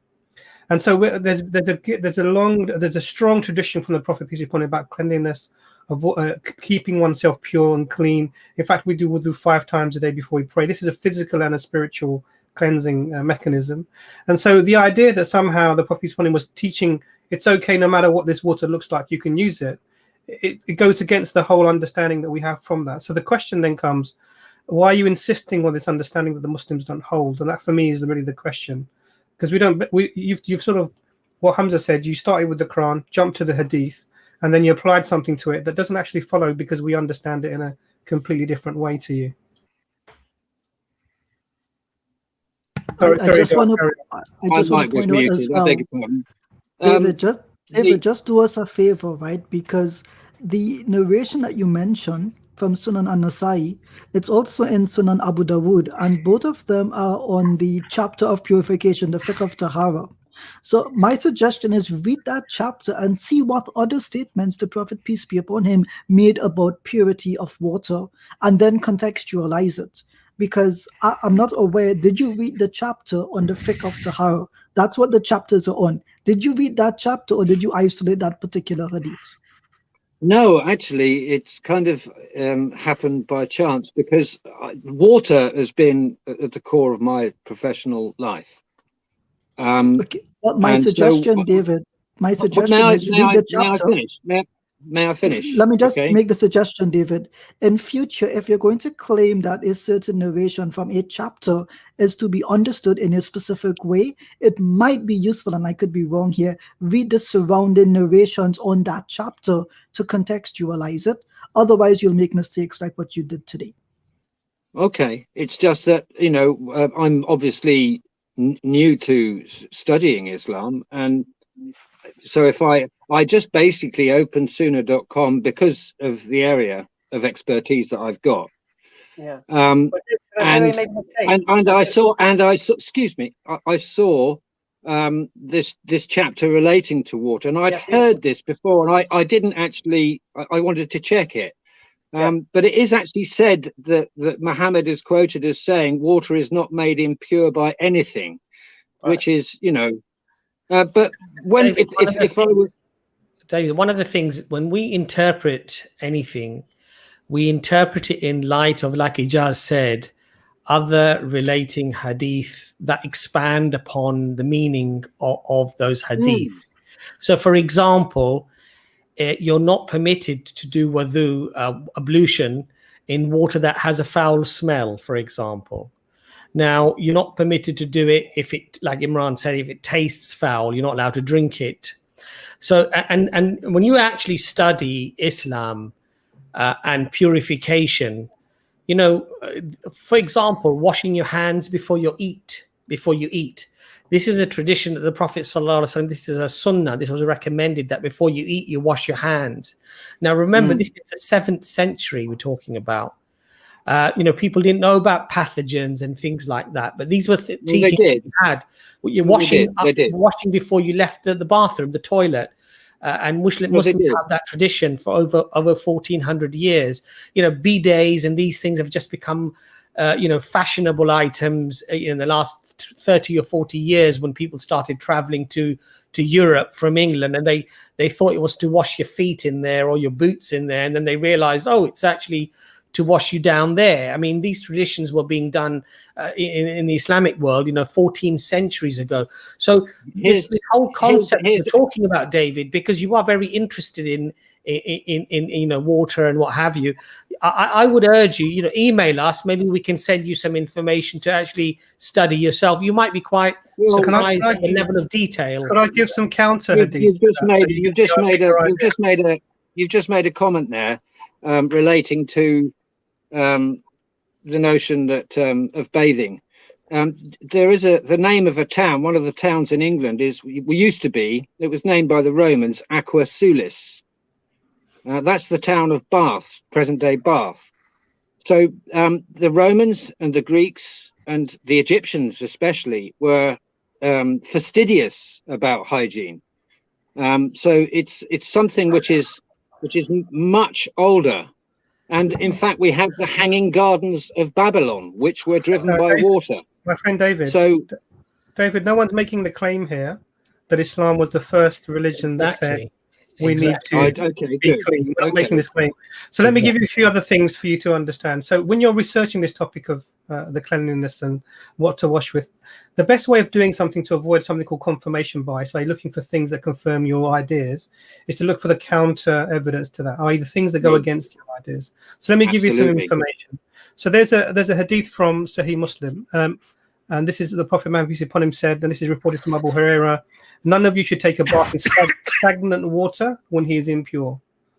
There's another hadith from this is from where is this from? This is from An-Nasai again, in the same chapter that you've talked about. Listen to this. a man who accompanied the Prophet Muhammad, peace be upon him, narrated, Allah's messenger forbade a woman to bathe in water left over by a man, and the man should not bathe in water left over by a woman. Instead, they should both take scoopfuls of the water together. Same principle, avoiding the water becoming contaminated for the other person to use.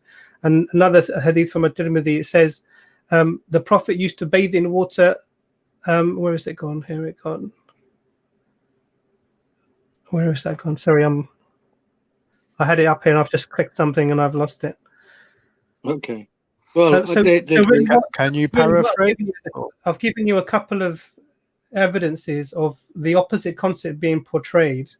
And really then what you should then do is you should say, okay, look, I'm reading this hadith, which doesn't seem to fit into the overall understanding. How is this understood by the Muslims? And we can explain to you that actually we'll take them together in the group and we understand, as the Prophet peace be upon him is explaining, and we don't understand that well to be an area of stagnant water, but a flowing area, which would just take away the problem away completely. But anyway, with respect, I don't think it would be called a well if it was flowing, because there are. But that aside, can I explain how?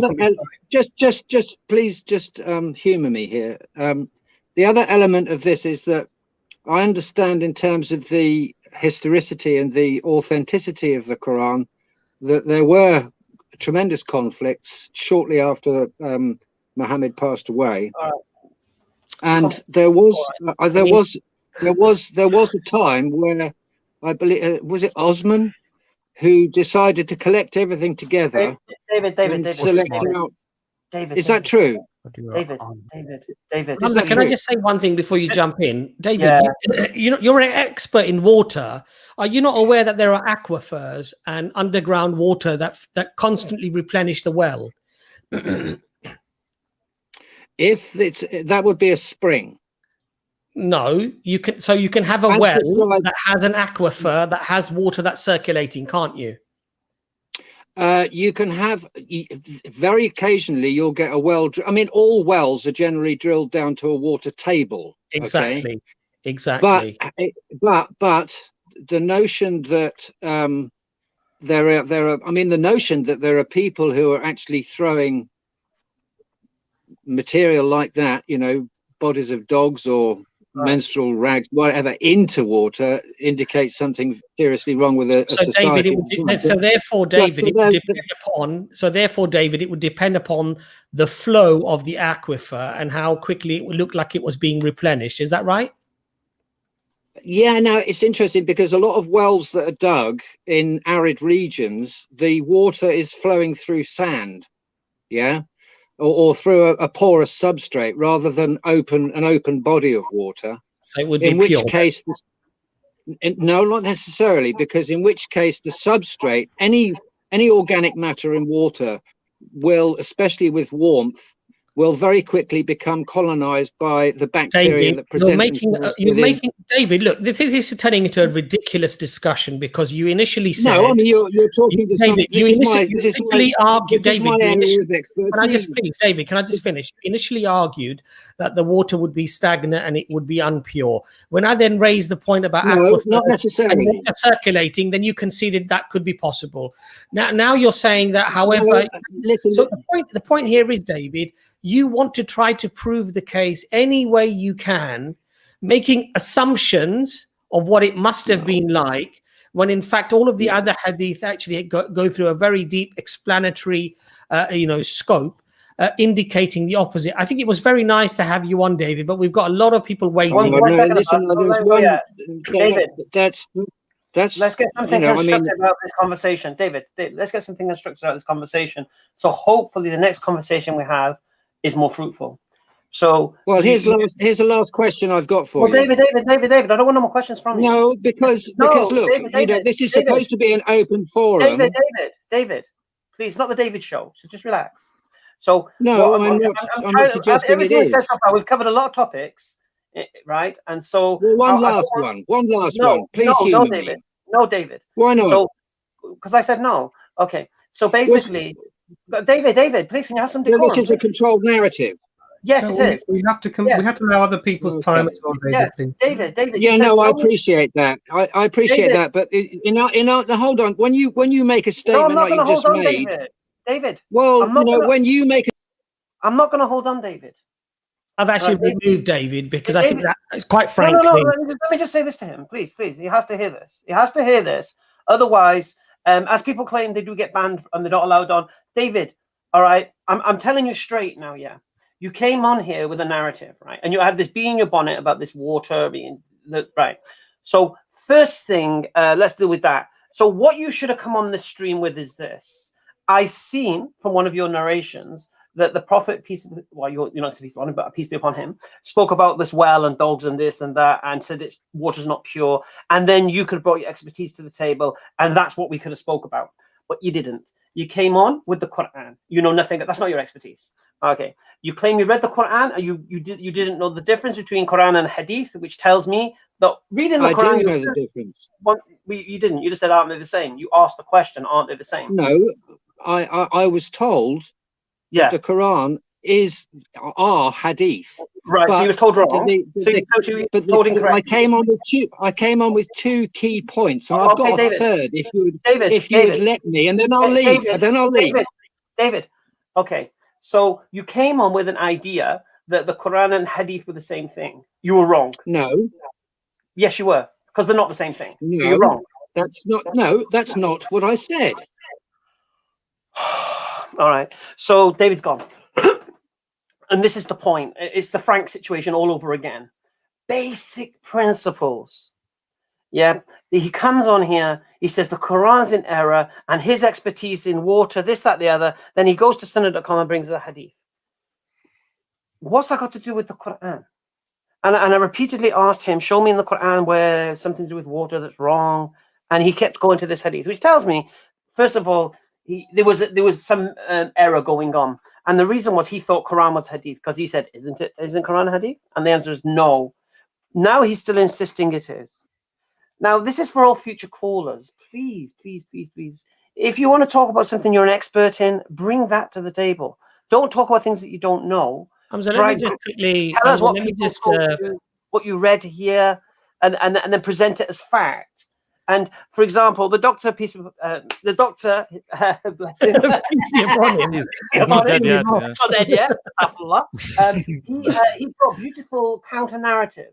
Now, David, if he was intellectually honest, should have said, "Oh, I didn't realize that." Okay, so there are verses that says there are things that make water impure, and then okay. So what's the difference? This is what we call being intellectually honest, realizing, "Oh, I didn't know there was counter arguments." So why do they differ?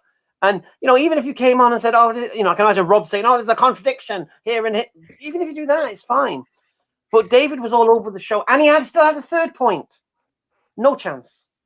You've got to show intellectual honesty to come here. I know it's not Hamza's den. Sorry, guys. I'm talking a lot. Was the hadith mentioned? The hadith about not urinating in still water, was that mentioned at any point? It wasn't.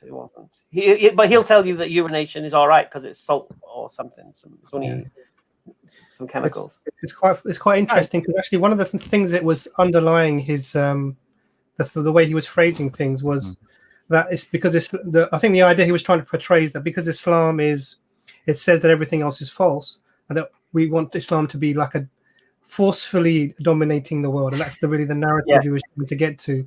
And that's not, the Quran says la ikraha fi din, there's no compulsion in religion. There isn't this concept of forcing people to become Muslims. It's just a pejorative narrative that's foisted upon Muslims that isn't true. So Imran, I've just put this up on the screen, just a very quick sort of search. I'm not saying it's sort of necessarily the fact, but here's an answer provided by Dr. Christopher S. Baird. And he's saying, so how do wells get their water from? And he said, but most wells do not get their water from underground rivers, but instead get their water from aquifers, like I said to him, basically, right? So here he is, he's an expert, and he's insisting that actually, no, that, it happens, but it's still not. And the reality is it's actually saying that it's aquifers and the water looks like it is circulating after all. So, I mean, it's just a mute point, really. If the Prophet ﷺ went there, and there was discoloration and there was a smell and it was foul, just according to all of these other hadith, he would have told the people, this is no good. But because the water was flowing, and we know that flowing water, where new water is coming in and it's replenishing, for us it's allowed to use that water. It's just a crazy argument. And then he's supposed to be an expert, and he's coming up with dubious claims. I mean, we know, for example, that the Zamzam well is two different underflowing water systems that meet together. Yeah. Then their combination gives a sort of the uniqueness of the Zamzam, and it flows on.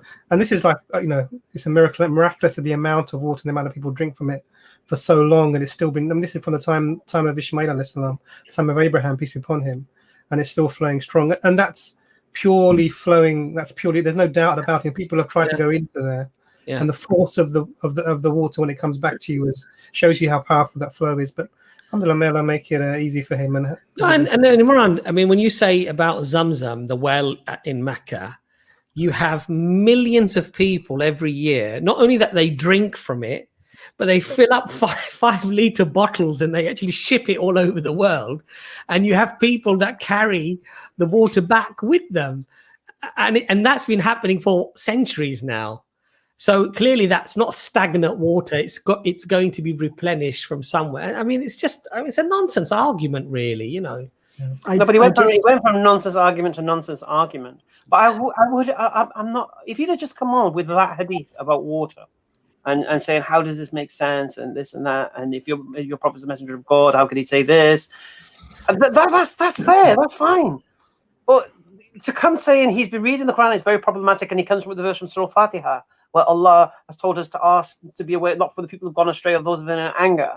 And then we established that, well, if Islam is true, everything else will be false by default, which means everyone else will be on misguidance, and keep us away from that misguidance. And there are people who openly rebel against Allah, and we're asking Allah, make us not of these people. And it's like, so what? It's like, what? That's your gotcha moment, Surah Fatiha? I was waiting for beat your wife or something like that. Do you know what I mean? But it's like, that's why, when he first came on and I said, what is your worst verse in the Quran that you can come up with? Because he said, it's problematic for me. Okay, just give me the worst. That's why I wanted to isolate his worst thing and deal with that. And he came up with Surah Fatiha? Really? Right, shall we get on the next guest? Rob has disappeared. What happened, man? I had a beautiful liner. I was going to go from one liquid to another. Rob is still here. Who's next? Who's been waiting the longest? Ray. Hello, sir. Ray, you're on. You're muted, mate. You're muted.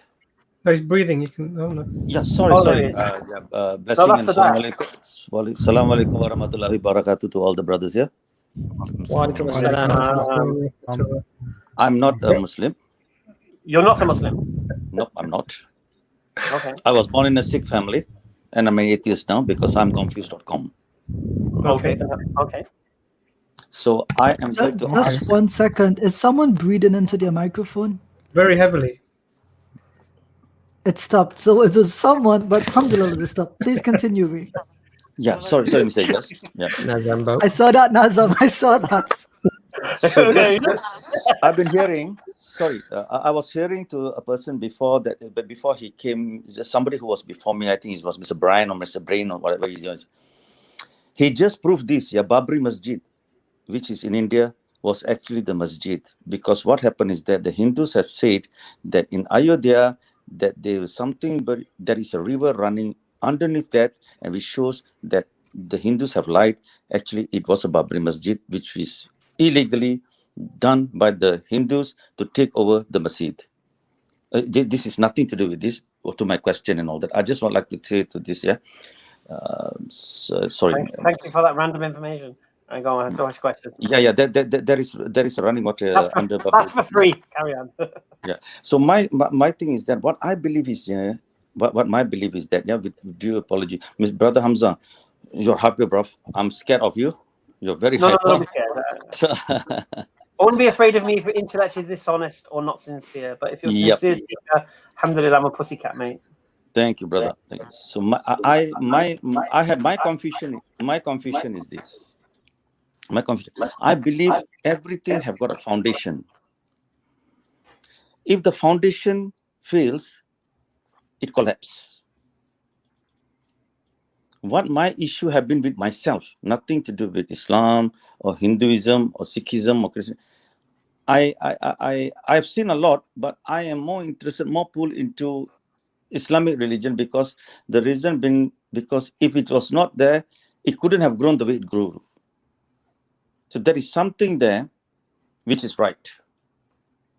But there is something that is disturbing me in my brains. And whenever I try to ask this question, which is honest gospel question, and actually, if anything that I've asked here is wrong, please just throw me out.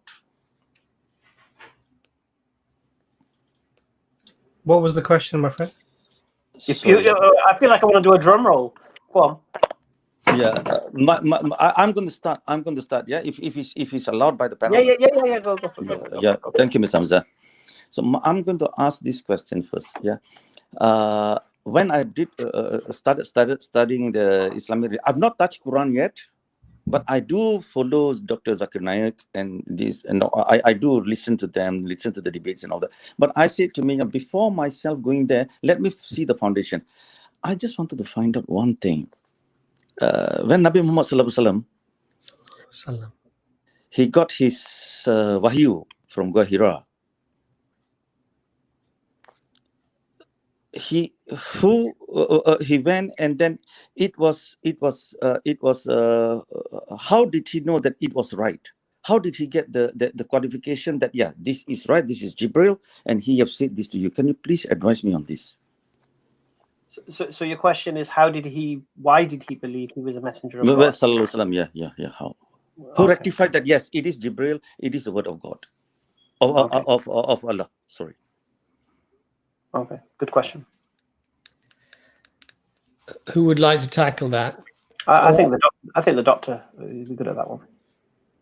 We had this question many times. We have, but are you pointing upwards, or you point to Brother Sadat? Did you want to say something, Brother Sadat?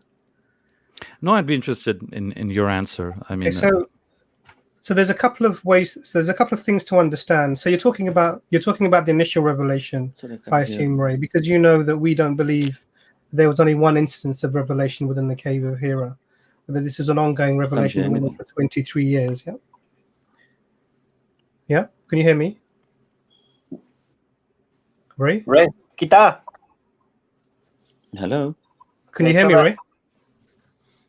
Yeah, I'm here. Sorry. You can hear what I'm saying, yeah? So what I'm saying is that the question is, I'm gonna just clarify the question for you. Yeah?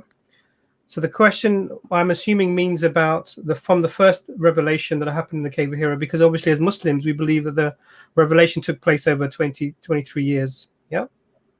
Am I still there? Yes. I don't think you can hear him, guys. Sorry, Vira. Kita sat sri akal yaar. Assalamualaikum. साडी गल भी सुन लो यार मैं सवाल पूछदा ना genuine सवाल पूछदा यार कोई जवाब नहीं मिलदे भरावा. Ray, can you hear us? Yeah, now I can hear you, brother. Yes. Okay. So you're still on, don't worry. Can you hear the answer that Imran is giving? I've not heard anything at all. Okay, Imran, do you want to speak again? Can you hear me now? Imran, sorry, yeah. Can you hear me now? I cannot hear him. I do not know why. Okay, can you hear me? Yes, of course I can. Yes, I can. Okay, Imran, do you want me to quickly answer it then? Yeah, go for it. I can hear Imran. Why can't he hear Imran? So I can't hear you, and not hear Imran.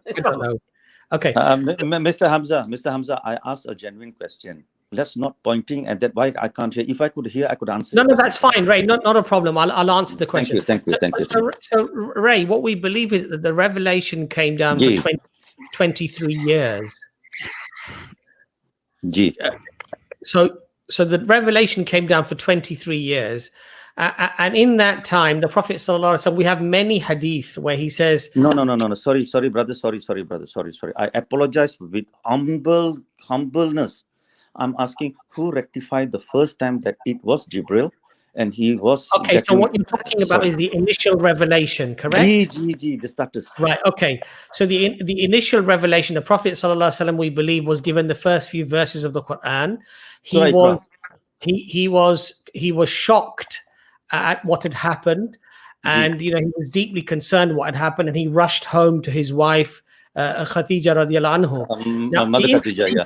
the interesting thing here is that we have biblical stories as well, where prophets got messages from God and revelation, and they were equally shook by this. And it's a very interesting interpretation that was made by a Jewish agnostic writer. What's her name? I forget her name now, but she was also a psychologist, and she wrote the Seerah, the life of the Prophet Muhammad, peace be upon him. What she actually says is quite interesting. She says that even if you analyze it psychologically, or you analyze it according to the biblical narrative of how some of the messengers receive revelation, it's completely consistent with what you would expect psychologically, and very consistent what we see before in the Bible itself on the initial first revelation that was given. So Prava, we don't... I'm not this educated, Prava. Kasame, I'm not this educated. You are talking very high level, Prava. Mary the simple just false, Gavira. Shall I answer for you, mate? Yeah, please. Because seriously, right. you lot are talking very high level. Yeah, I cannot get into that. All right. He didn't know who it was.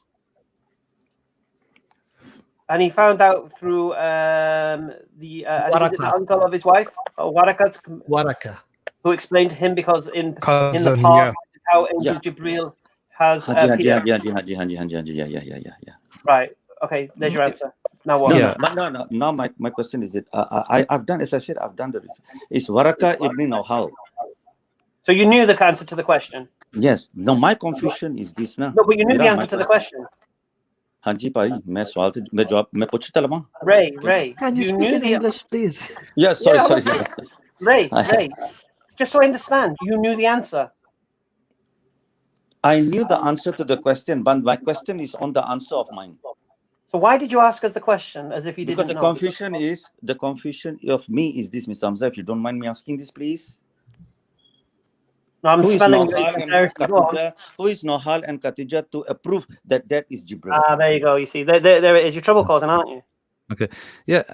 So I mean, if I may weigh in. You're not being honest here, mate. You're not being honest here. When I asked the question, am I still not being heard? I can never learn Muhammad Sallallahu Alaihi Wasallam what he was trying to say, because I never get answered. I get blamed for things that I didn't do. I just asked a simple Ray, question. calm down. Yeah. How do I know that were they nominated? Ray can't hear me. Is that right? Did they have the right to tell Nabi Muhammad Sallallahu Alaihi Wasallam that this is Ray, what can you hear me? This is my honest question. But Mr. Hamza, brother, you just decided that I am not honest. Here's the honest question, Ray. Here's the honest question. You come on the stream and you say, I understand that the way that your prophet understood that the angel was from the uncle of his wife Khadija. Why was that an acceptable? This is how you ask the question. You don't. Sorry. I apologize. I should have asked that way. 1 second, Ray. You've exposed yourself. Yeah, you've exposed yourself. Typical. What I always get from any Muslim, I expose myself. Yeah. Sorry, brother. Sorry, I shouldn't have. Ray, can you hear me? I knew this Ray, was going to happen. I said on the panel that I will be kicked out. Ray, can you hear me? A question needs to be answered. I'm having information. I'm hearing information that Ray was insulting the Prophet ﷺ on a different stream. Yeah, this guy ain't sincere, and he's just been exposed. One thing you showed me one thing that I have asked. Yeah, we just had a warning that he was insulting the Prophet ﷺ on a different stream, and he came on here acting all sincere. So you can respond to the question anyway, but we're not going to do it with Ray. Can I Brother Sadat want to say something? So that before you say something, I just wanted to just say that the person I was quoting was Leslie Hazelton. So she was an agnostic. She's an agnostic Jew, and she was apparently a psychologist as well. So she understood the psychology of what one would expect if something like this happened. So her analysis, she wrote a seerah of the Prophet Muhammad, peace be upon him. And I'm sorry, Brother Sadat, I will let you get in there. One of the things that she did, for example, is she took 6 or 7 translations of the Quran and she put them all against one another, and multiple hadith, and she spent quite an extensive amount of time.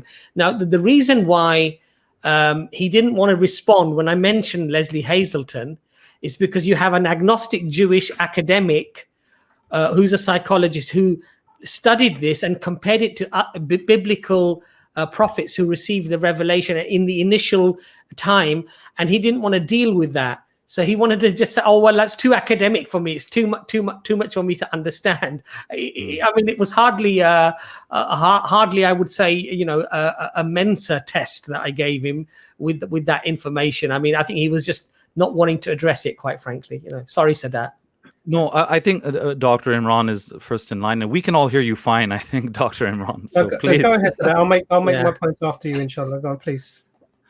Well, yeah, I mean, there's some questions like his, like I mean, God knows if he's sincere or not, but there's some questions like that which are tricky because, okay, like what is the answer that you're looking for? There's simple short answers, there's longer answers, there's academic answers like the one Brother Abbas was giving us, right? So I would say yes, in the immediate context, the simple answer would be that he went to the people that he had access to. The Prophet, peace be upon him, went to the people that he had access to. So his wife Khadija radiallahu anha, she affirmed that this sounds like a real revelation. This really is Jibreel. And then of course there was Waraka ibn Nawfal. This was Khadija's uncle, I believe, who was of a Christian background. So he also affirmed basically this is the real thing. This all sounds legit. Then we could move on and say that there were members of the Jewish tribe that became Muslim. Right, there was the rabbi in Medina. There was Abdullah ibn Salam radiallahu anhu. So he's coming from a Jewish background. He's familiar with this whole kind of the prophetic narratives and so forth in the Old Testament. So he becomes Muslim. So we could say Abdullah ibn Salam confirmed. If that satisfies the questioner, we could say Abdullah ibn Salam, one of the rabbis of Medina, confirmed. He affirmed that this was a true revelation. What I would like to say is that the totality of the Prophet's life, sallallahu alaihi wasallam, the totality of what he achieved in establishing a spiritual and a political kingdom, that to me tells me that these were not just voices that he was hearing. So I would just like to paraphrase what Dr. Jamal Badawi said, which is that, we can imagine someone having a mental condition and in spite of that, they still become a great person. We can imagine that. We can imagine someone being schizophrenic and in spite of that, they still became a great person. We can imagine someone hearing auditory hallucinations and in spite of that, they still become a great political and military leader.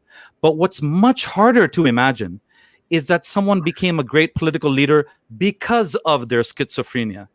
Someone became a great religious leader because of their auditory hallucinations. This seems too far-fetched. So my answer would be that the totality of the Prophet's life and what he accomplished shows that the spiritual experience that he had in the cave was a genuine one. Alhamdulillah. Alhamdulillah. The other thing, the thing that my angle of approaching it, because you're absolutely right, there's lots of different angles of approaching it, was to actually look at what happened. So if you take this, and this is, I think, the third hadith in Bukhari, the first page, the Book of Revelation, you can read what happened. So the Prophet peace upon him was known to go to seclusion in times of, usually during around Ramadan time, and into the cave of Hira, and the Prophet was there for many days. And he would come intermittently out of this state to go and get food and go back to the meditation and contemplation. And during one of these events, the whole episode happened. So he has this encounter with this spirit being who gets him to recite some things. So the first thing is, what was he made to recite, peace upon him? So when he came down and gave the narration to whoever he met, who were his support mechanism, what was the thing that he was told to recite? And the thing that he was told to recite was the first. If you read Bukhari, I think it only gives the first three verses of Surah Al-Alaq. Bismillah ar-Rahim. Iqra bismi rabbika alladhi khalaq, khalaqa al-insana min alaq.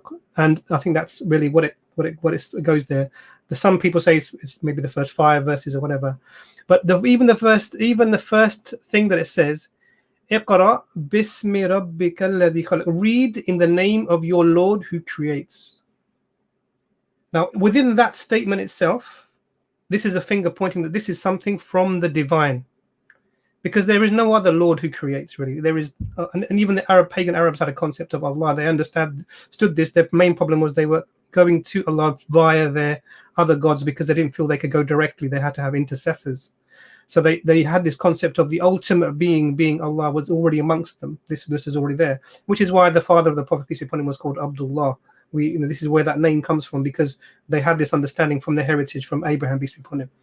Now, when the Prophet went down, what was and he was afraid. He covered me up. I'm shaking. Now, this, if someone was a liar or going to use something to their advantage, they're going to come down strutting. Yes, look, I knew it.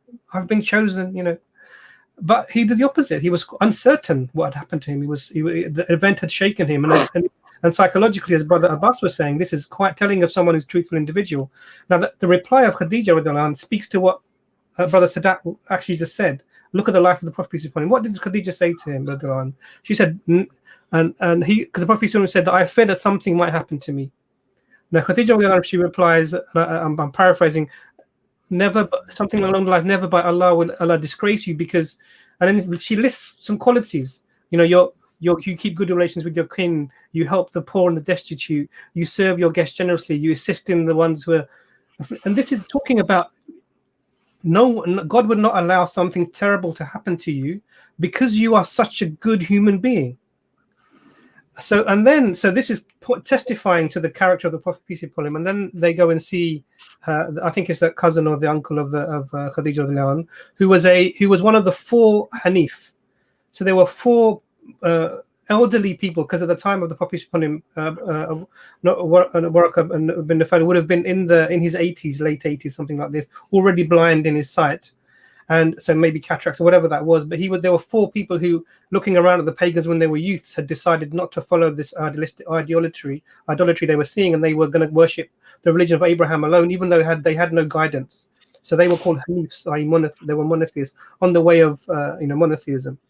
And the Waraqah bin Nawfal, he said that to me this sounds like the same one that came to the Moses peace be upon him. And then he goes on to say that I wish I would be alive whilst your people drive you out, because I would go with you. And this he's talking about this is what happens to all the people who are and the Prophet people asking, well, will they drive me out? And this is something that happens to all of the people that get revelation. So even in that whole scenario, you get the sincerity of the Prophet peace be upon him, the fact that he didn't sort of just take this as opportunity to take advantage of the scenario. You get the Khadija testifying to the Prophet peace be upon him character. You get the Waraqah bin Nawfal, who all of his life has been trying to follow monotheism, who affirms that this sounds like the same being that came to Moses peace be upon him, and the fact that he would be then driven out by his people, which we for later on we find out is true. Waraqah bin Nawfal apparently after a few days, maybe weeks after this event, actually passed away. So theoretically would have been the first male Muslim. Interestingly, to Khadija, she accepted him, and then Waraqah bin Nawfal. Now all of this tells you that the actual revelation itself plus these events, that this is not something negative but something positive.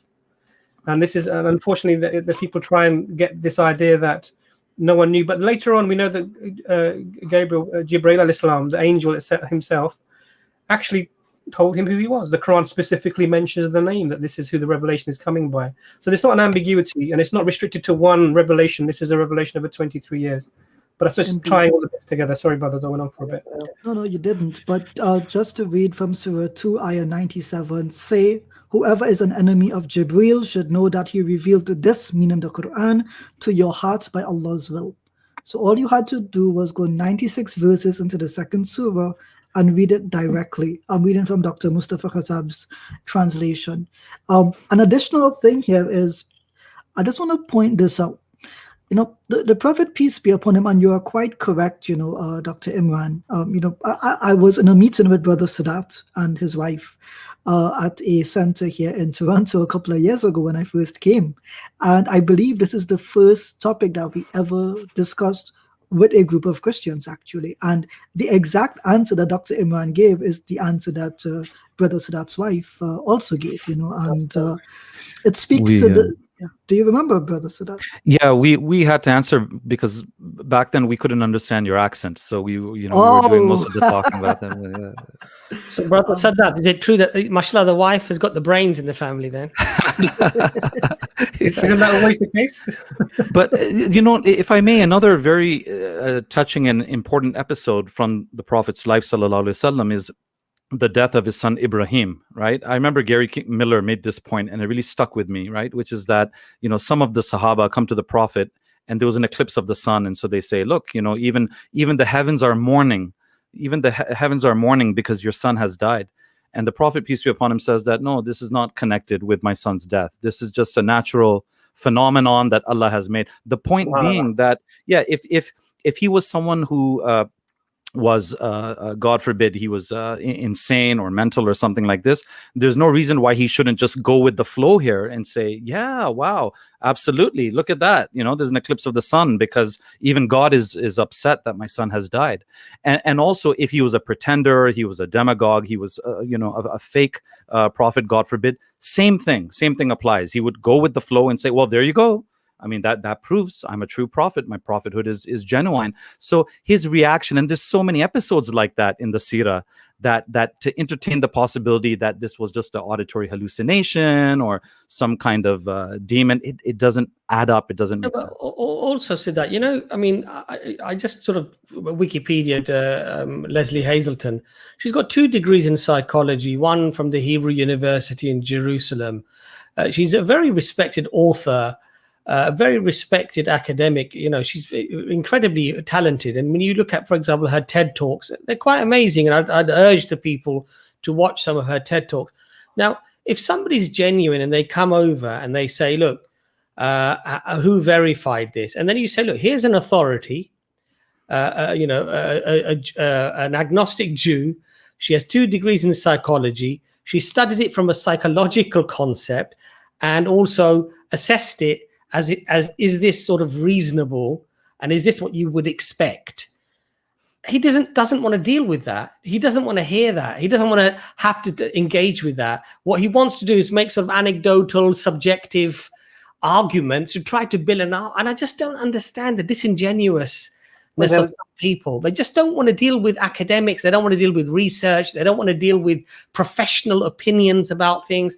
It's all about hearsay and what I think and, you know, what I believe. It's just like try to deny it in any possible way that you can, but let's not deal with the let's not allow the evidence to get in the way. Mm-hmm.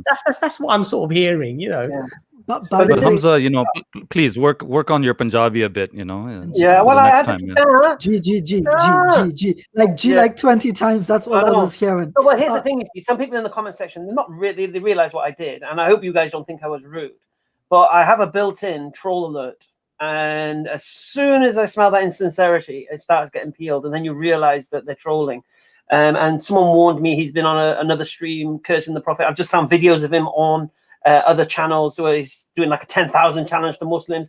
He's a pure troll. And now he sounded really sincere. Yeah. And so this is a warning to any troll who think they're going to come on here. You're going to get exposed within minutes. Because as soon as you say something inconsistent, I'm going to be on you like a rash. Shall we ban him? I don't think a person like that should be on any stream. And, you know, hopefully... Yeah, no, he will never be okay. He started with some random river going under some mosque in India. I don't know what the hell he was talking. Because he knows that Dr. Imran, Brother Abbas, Brother Nizam, Brother Sadat of an Asian descent, as am I, and he knows that we have a sympathy for the Babri Masjid destruction. Okay. As soon as he said he couldn't hear the doctor, but he could hear Abbas, you know he's lying. The funny part is, and Dr. Imran will notice, people, I wonder if the people go back and watch the stream. When Dr. Imran was asking, can you hear me? He would stop to listen for a second to what Dr. Imran was saying, and then, no, I can't. I don't hear anyone. When I started speaking, he probably thought, oh, he's the waffler. I'll let him, I'll probably try. He's easier for me to talk to. Not that I don't want to deal with the doctor, though. All right, let's bring on the next guest. We've still got our Turkish friend. Rob is still here, but we're close to wrapping up, so I'm not sure about Rob. Are we going to bring Rob on and get him to concede or what? I think let's be sensible and get through the people who are waiting, but they can come on and ask a question. We will then mute them and we'll give them an answer, and then we'll let them come back, and then we'll get them off and we'll get somebody else on. Let's give everybody a chance, but we'll make it very sort of quick fire. We've got three waiting. So I'm going to let Christian on first. I'm assuming. I shouldn't assume. Are you a Christian, mate? You're muted. Hello, are you a Christian? Good evening, good night. Can you hear me? Yes, we can. I hear you, sir. Are you a Christian? Is a Christian by name, by nature? academic, amicable. Since you're running out of time, I'll just ask one question. I had actually three. This is an open forum, as you say. Yeah, you're not Muslim, are you? I'm not. No. All right. Go on. Anyway, because I believe you give preference because of this nature of the show. You're all Muslims, 6 on the panel. So, just a quick question because you said there are others waiting. So I actually had 3 questions. But, well, let's start with your first question and let's see. All right. Straight to the point, because I actually much could be said on the previous callers, but I wouldn't go into that. We'd have a long night. But anyway, first question: since you are not a Quranist, Quran only, you believe Hadith are important to understanding Quran, where the Quran itself, where the Quran the Quran itself says the Quran is easy to understand, but you believe that the Quran, the Hadith are important in order to understand it, right? Hence the question. Actually, before that, just a very please, I'm being greedy, but very quick, another quick question, please. Was the Quran written, just a quick, simple answer, I'm not going to debate, just simple answer. Was the Quran written in full as a full manuscript, Mus'haf, at the time of the Prophet of Islam? Or were the first 4 caliphs Hufaz? Right. Now, Christian. Let me just answer your insincerity. My original question, please. You're oozing it. You're like releasing pheromones. The Hadith, right, listen to me, please, Hamza. You used to talk about trolls, and absolutely you shouldn't allow trolls, absolutely. But equally, are not respectful. Okay. Christian, just 1 second. Christian. I'm an academic. Hamza, just 1 second. Christian. The point you make. You're a troll, mate. Just 1 second, Hamza. Just 1 second. Christian, please ask 1 question. No shotgunning. And we will address the question. Just pick your best question. Before you allow him to ask, Christian, is your name Sam? Dr. Imran, you're muted, by the way. Okay. We've had him on before, isn't it? I apologize, Hamza. I apologize sincerely, but because Christian, you're running out of time, Christian. that's why I'm hurrying. I do apologize. You did the same thing the last time. My question is this, really, right? Christian, hold on. Christian, oh my God. I can't take that. So he did the same thing the last time, and when we stopped him, he got really offensive. So he is a troll, and if he did want to discuss this topic, 100% he's a troll. you did a stream on this on Saturday. In 2 weeks, there'll be another stream. He can come on and ask that question. But for anyone wondering, the Quran initially was not written as a mushaf because a mushaf means loose sheets that are bound. But if you just have a gathering of sheets, that would call a suhuf, or some people call it a scroll, but the word means the same thing. In any case, it would have been a suhuf, and yes, it was collected, but it was just not bound. That's one thing. The second thing is, yes, the 4 khulafa were all hufaz. Alhamdulillah. Done. See, we'll answer the question. We'll utilize their question to teach something. And we're not going to give them the energy. And the other thing is that there was no need to bound it into 1 copy because there were huffaz basically left, right, and center who'd memorized the entire Quran. Can we prove that today? Yes, we've got 5-year-olds, 6-year-olds who've memorized the whole Quran. They don't even speak Arabic. We have over 11 million, I think, estimated huffaz today. So these questions are just, I mean, they're tedious, to be honest. You know, shall we just get the next? Or fast just means someone who's memorized the Quran. Memorized. Just for the benefit of those people that don't know. So. Yeah.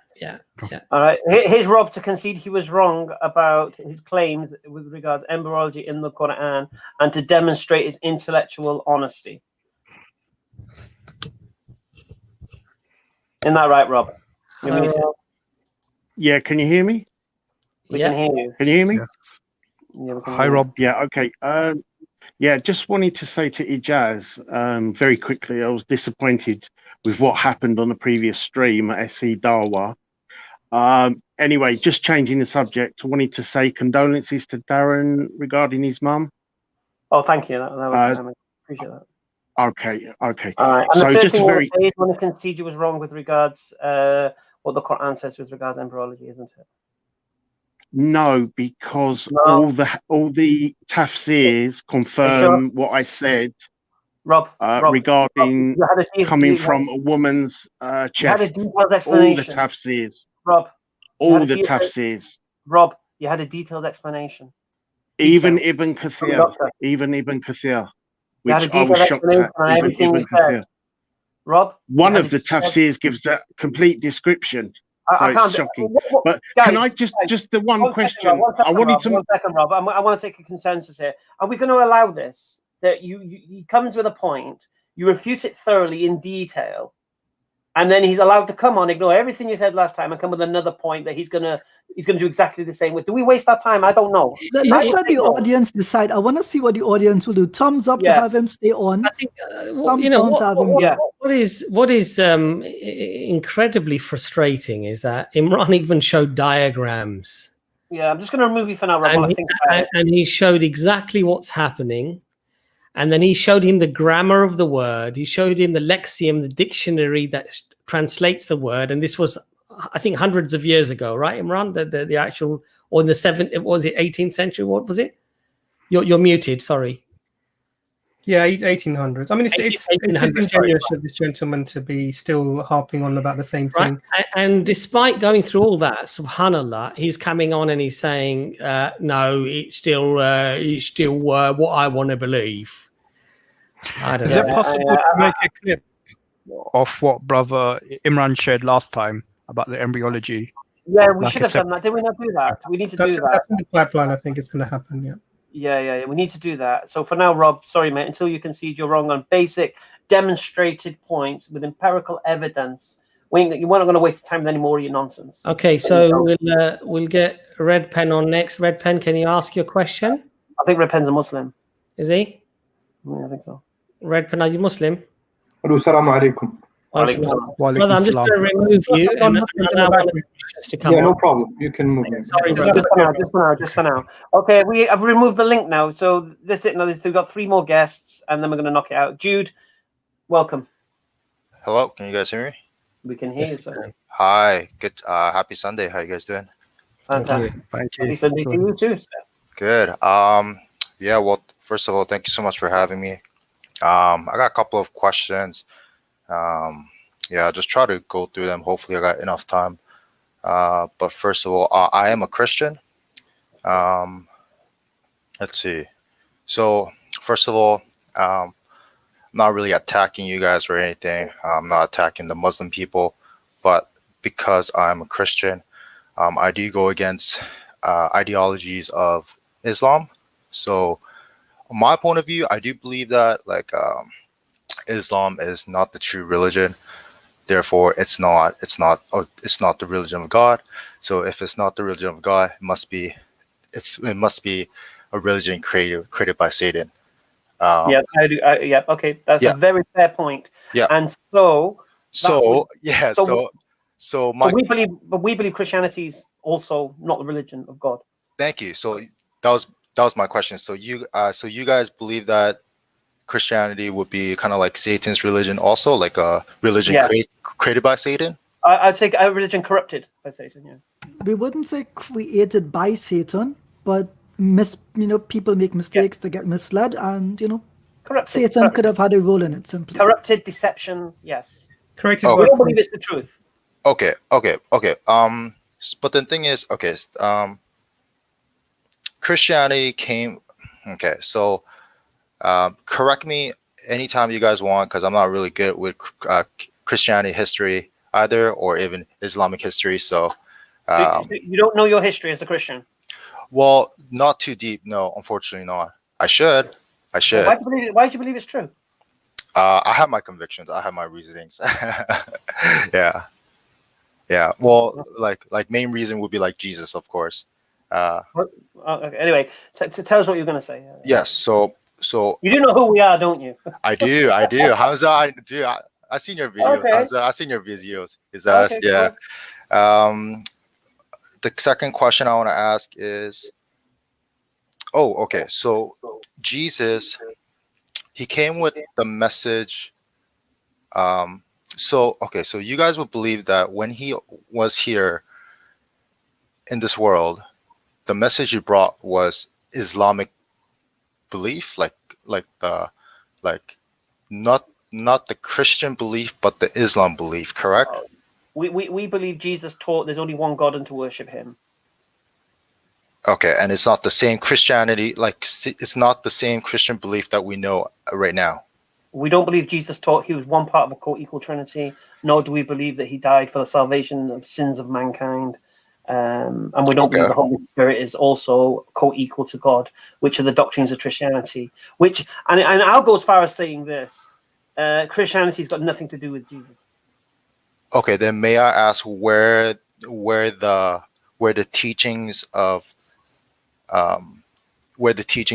Jesus's original message are at right now? Are you asking me? Well, I'm asking all of I you would say guys. if you wanted to see some original teachings of Jesus, yeah, they're in the Quran. But then how do you know that's in the Quran? Because it is. What do you mean? Oh, I guess. Okay. Sorry. I guess that could work out too. Okay. Do you believe what you read in the Bible is historically the teachings of Jesus? I do. Yes. Why? That's well, I believe so. Let's just say Yeah, that. I know. I believe A so. belief has to. Yeah, but you understand what belief is, isn't it? It's not in a vacuum. The belief is the acceptance of something to be true, and usually to accept something to be true, you've heard a proposition and you've heard the reasons to support the proposition. So you hear a proposition, you consider the reasons for that proposition, whether they're true or not. You accept that proposition to be true, which then becomes your belief. Yeah.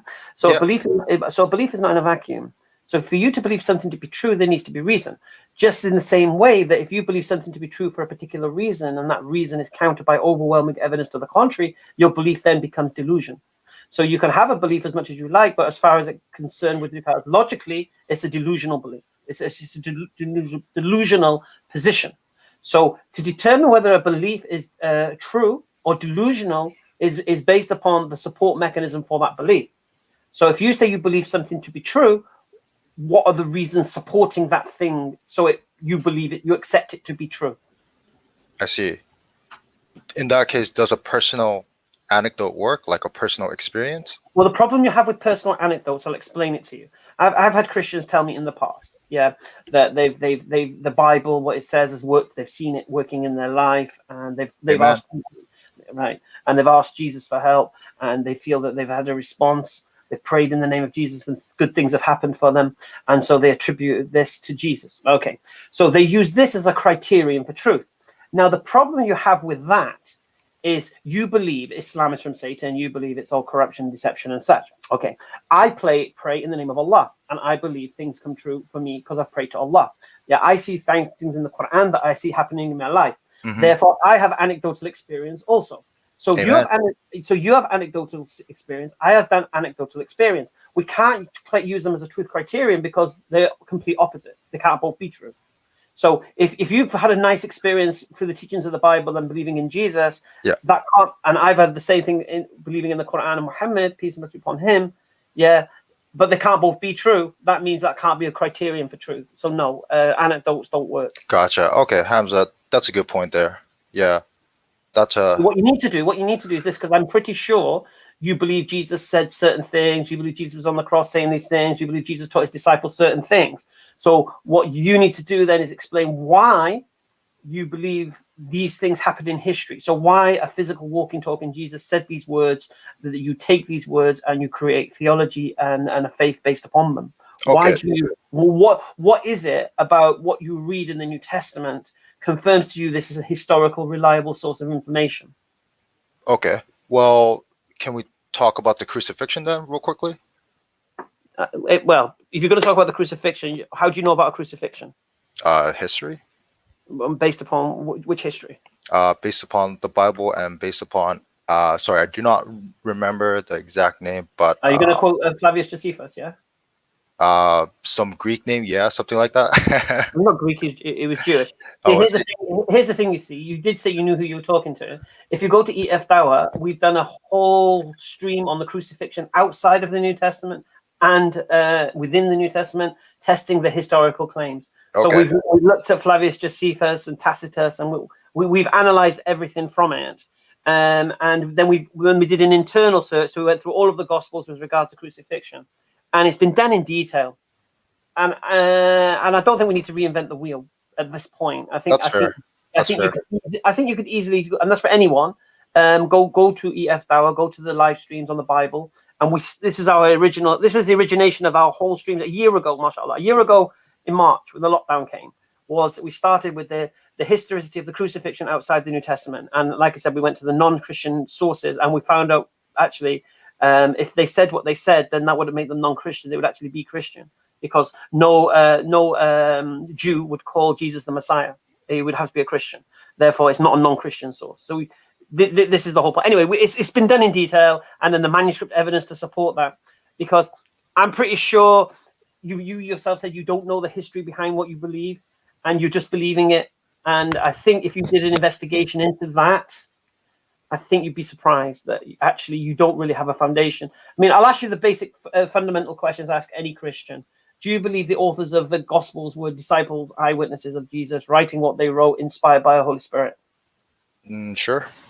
There you go. That's the problem. So based upon that premise, I understand why you think the Bible is a reliable source of information, because you think it's written by men who were eyewitnesses, who were disciples of Jesus, who witnessed his miracles and heard his parables and were inspired by the Holy Spirit. If they erred, of course, then you're going to believe everything it says.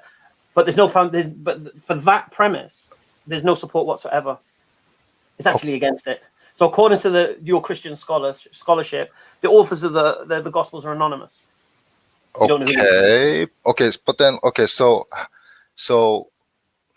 I'm supposed to believe message of Jesus came from Quran, which came from like, no. Like, look, just because the historicity of the Christian is doubtful or problematic doesn't make Islam true by default. No, I'm not saying that. I'm not saying that. Yeah. Yeah. So to be honest with you, the Quran confirms that Jesus was not part of a Trinity, that was not the Son of God, and didn't die for your sins. Yes, the Quran confirms that. So yes, right. Yes. But what I'm saying to you is this: I'm not saying as a Muslim, just because there's problems with the historicity of the New Testament, that makes Islam true, and by default, I'm not saying that whatsoever. What I'm trying to understand by you is you just as I believe Islam is true, which makes Christianity false by default, you think the other way. So I'm just trying to understand because I know I can support my belief in Islam. I'm trying to understand why you believe what you believe as a Christian, other than anecdotal experience. Because there are many people who have anecdotal experience who don't even believe in God, who are spiritualists, all sorts of things. And then you have something in this world called the placebo effect. So if you think something is applicable to something, and it's because of that, you'll attach it to it, and you'll give it the meaning you think it requires. So I think personally, you need to understand why you believe what you believe. Okay. Very, very important. Fair point, Hamza, and thank you so much for that. But can you just help me can you just help me get some answers for these questions I have though? Like yeah, go on. Thank you. So on the Quran it says Jesus was crucified. Wait, Jesus was not crucified but made to believe so, correct? It appeared to the people so. Okay, so what that means is historically the event of crucifixion has happened. Correct? No. It means it didn't happen. If you read the Quran clearly, it tells you that the people who are talking about this matter don't know themselves. Nobody knows what happened, and everyone's guessing. It's all guesswork. Some people claim that he was substituted with another. Some people claim that he was taken up before. Some people believe there was no crucifixion whatsoever.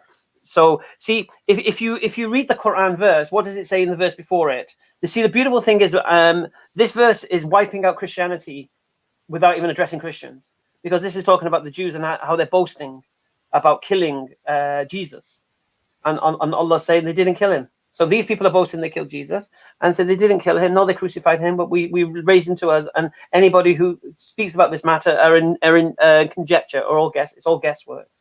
So the Quran confirms that Jesus didn't die. Certainly didn't die for the sins of the world, because Allah says in the Quran, you crucified not, nor killed him not. What? Okay. And now here's the thing, you see. If the Quran, we believe the Quran's the word of God, isn't it? So who would know what happened with Jesus? God or gossip? Okay. Just to be clear, right? The Quran says in Surah 4, Ayah 157, وَلَكِنْ شُبِّهَ لَهُمْ. It was made to appear so. It does not say Allah made it appear so.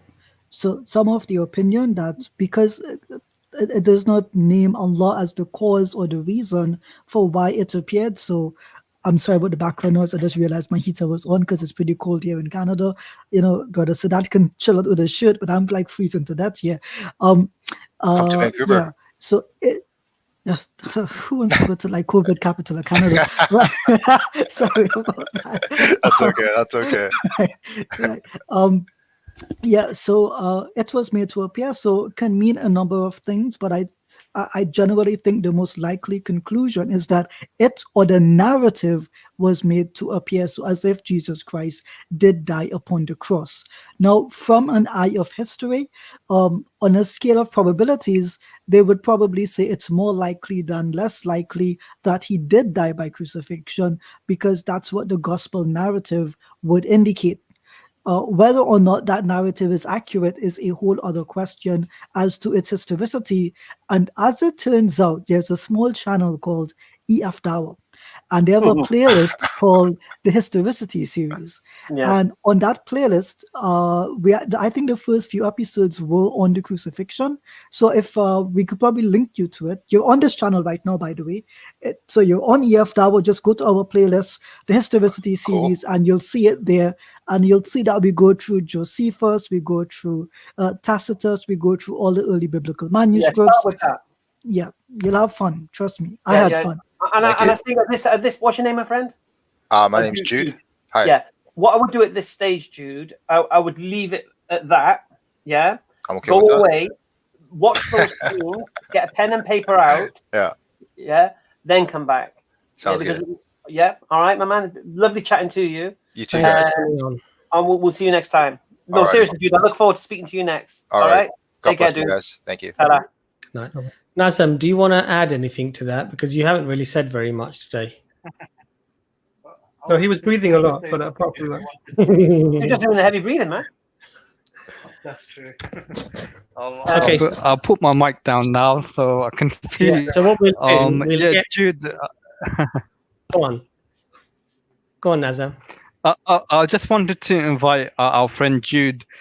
He can also message us as well, like email EF Dawa, if he feels more comfortable, rather than having to like come onto a stream, or even like just message any one of us on Facebook. Like I'm on Facebook or Twitter as well with his questions. One point he raised that got me thinking was the point that often critics bring up with regards to the Quran coming 600 years too late. And so anything that the Quran says about Jesus doesn't have any value. However, I feel that this is uncharitable because there's many things that are necessarily old or antique, but they have historical mistakes or scientific errors in them.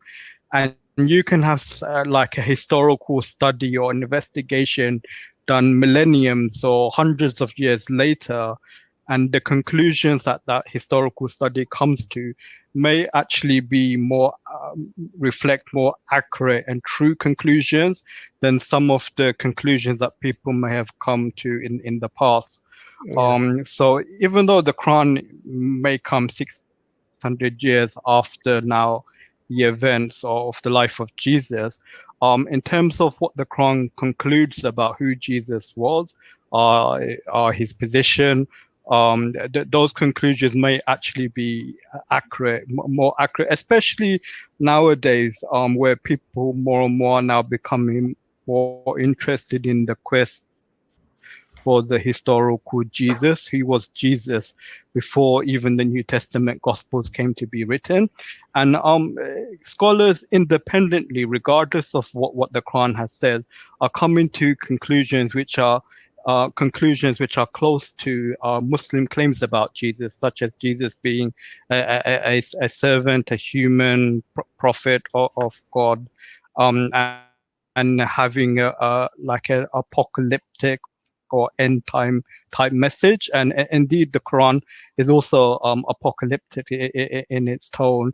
Like it said that 1/3 of the Quran speaks about the afterlife and the day of judgment. And there was actually this study that was done, which was based upon the Q Gospel. And Q is just basically like a collection or early document source material for Jesus. And what this study found is that when you compare these collections of sayings of Jesus, there's many similarities between these sayings of Jesus and also with verses from the Quran. So I'll just give one example. And in Matthew's gospel and in Luke's gospel, Jesus is reported to have said, to the devil that it's written, that you should only worship God and serve him only. And curiously, in Surah 36, Surah Yasin of the Quran, the Quran says, not to worship the devil, but to worship God. This is the straight path. So these types of examples in which there does seem to be some parallels between the Quranic verses as well as like what we can reconstruct as the earliest probable sayings of Jesus from history. SubhanAllah. Yeah. And I think Nazim, the question. If you're interested in that study, the book is The Idiot's Guide to the Quran. And I think I don't know if it's done by a Muslim or non-Muslim, but it's part of a larger series. But in that chapter, in that book, Idiot's Guide to the Quran, there's a section on the Quran and the Q saying gospel. That's great. And I think that fundamentally, this whole time factor is a ridiculous thing, because the New Testament came 1,300, 1,500 years after the Old Testament, or was it 2,000 years after the Old Testament? Does that mean that the New Testament should therefore be discarded because there was an Old Testament that was thousands of years before? The time factor is irrelevant, because if God is revealing it, it doesn't matter if it was revealed 10,000 years later. God doesn't make mistakes, and he says the truth. So I just don't understand the time factor thing that people get hung up about. Okay, so shall we get the last person on? We've got 3 Muslims, so they're going to be quick. We've got our brother. He's been waiting ages. But let's get Andrew on because he's the last non-Muslim, isn't he? There is no Andrew. Andrew Clark. What about? Where's Andrew? I can't even see. There he is. Oh, there he was. Oh, sorry. Hi, Andrew. Hi, Andrew. Can you hear us? Hello. Hi there. Hi. Can you hear me, guys? Okay. Yes. Okay, it's a little bit like that. It's a bit crackly. A couple of weeks ago, and I've really enjoyed debating back and forth, and the lag is horrible. I think it's horrible. We can't. Too far apart. We need to be closer. I look forward to being in heaven with everyone. All right, thanks, dude. You take care, Andrew. All right. Nasruddin. Assalamu alaikum. I like the concept, brothers, and really appreciate your all good work. And I am really hooked on you guys. Anyhow, I learned a lot of the religion that I believe in, and when I hear you debating and discovering all those things about Christianity, as well as how beautiful the religions of ours are again, and how lucky to be born as a Muslim. It is beyond any conversation. Excuse my language. Anyway, brother, one thing that just stuck on my mind was, as I watch you all the time, last week there was this thing about Wahdat al-Wujud, and the brother Adnan just sort of closed the conversation as such that, correct me if I'm wrong, please, as I took it as that believing in Wahdat al-Wujud is like believing is like an equivalent of Christianity is like this Trinity idea. And I'd just like to know where you stand on this idea of Wahdat al-Wujud in Islam, and as Wahdat al-Wujud. What's that? Is the oneness of Allah and everything else. I don't know if Muhyiddin Arabi's philosophy about Islamic philosophy of being Wahdat al-Wujud. I don't know. What's your question? My question is, brother, is that what is the panels, all this great knowledge that you have hold, is your view on that? On the Wahdat al-Wujud view of Wahdat al-Wujud. oneness of Allah, like all the creation is just one and nothing is parted of it and such. Did I make any sense? Sorry. I need to study the issue in order to answer the question. Sorry. Is it a Sufi kind of flex? Yes, it's kind of, yeah. So what I don't understand why you're asking us. Are we asking us, are we Sufis? Well, I'm asking is this, Brother Hamza, is this, what is the panel's view on the Wahdat al-Wujud idea of Islamic Sufism? That there is this We're not going to go idea into that, are we? We're not going to go into that. We're not going to go into that. Well, I mean, I just thought that I'd like to really know. Yeah, We're not going to divide. If you don't want to. Yeah, we can't answer that question. We would suggest you go to the scholars in your local neighborhood or your local institution. That would be better because none of us here are Aqidah specialists, and it would be improper for us to give an answer in a field that we don't specialize in. And I would highly recommend that you go to the local scholars in your neighborhood. What he said. Take care, I my brother. appreciate that. Okay, thank you very much. I appreciate you on asking the question. Yeah, but it's not something we're going to get into. It really isn't. Red Pen, Assalamu alaikum. Assalamu alaikum, brothers. Salam. Yes, brother, if you allow me, I just want to say something that David said is really wrong because I'm from Saudi Arabia and I'm a hydrogeologist, groundwater, and he made very wrong statement about groundwater. That saying water is there is in a sand only. First of all, we know that Prophet Muhammad, most of his life, lived in the western part of the region, and that part is in the Arabian Shield. And most the area there is highly fractured rock. And I've been studying the groundwater there, water flowing through fractures, and water there is violating the law of Darcy. Law of Darcy is basically following the velocity of Darcy. That's mean water is moving, and water not only moving, is running there. So there's no contamination. There's no anything you will drop. It will sustain there. We've been studying that for a long time. So that even the area in the Medina is contained in highly igneous metamorphic rocks, basaltic rock that is highly fractured. And the fracture there is highly numbered, so the water flowing like in the channels. So there's no way you can say that water is not moving there. This is one mistake that he's making about that area. Yeah, I think what we'll do, we're going to make. I think we need to clip that part of David in talking about water, and we're going to add your part as well, refuting his claim. So he claimed to be an expert in the field, and I'm pretty sure when he's thinking of a well, he's not thinking of the well as the well of other. Yeah, because water is by the way is moving underground because water follows through principles. Yeah. The diffusion of water, which is under the gradient force, and also there's the water that is flowing due to the velocity. That water is it has to move in the underground. Like Imran said, groundwater is also subjected to movement under velocity, but the western region in Saudi Arabia, particularly, water there is not only moving, it's running because it's in highly fractured rock, especially in Medina area, which is most Prophet Muhammad's life was there. Yeah. So he was talking about a well in that area. It would be this type of well. Beautiful. All right, thank you, brother.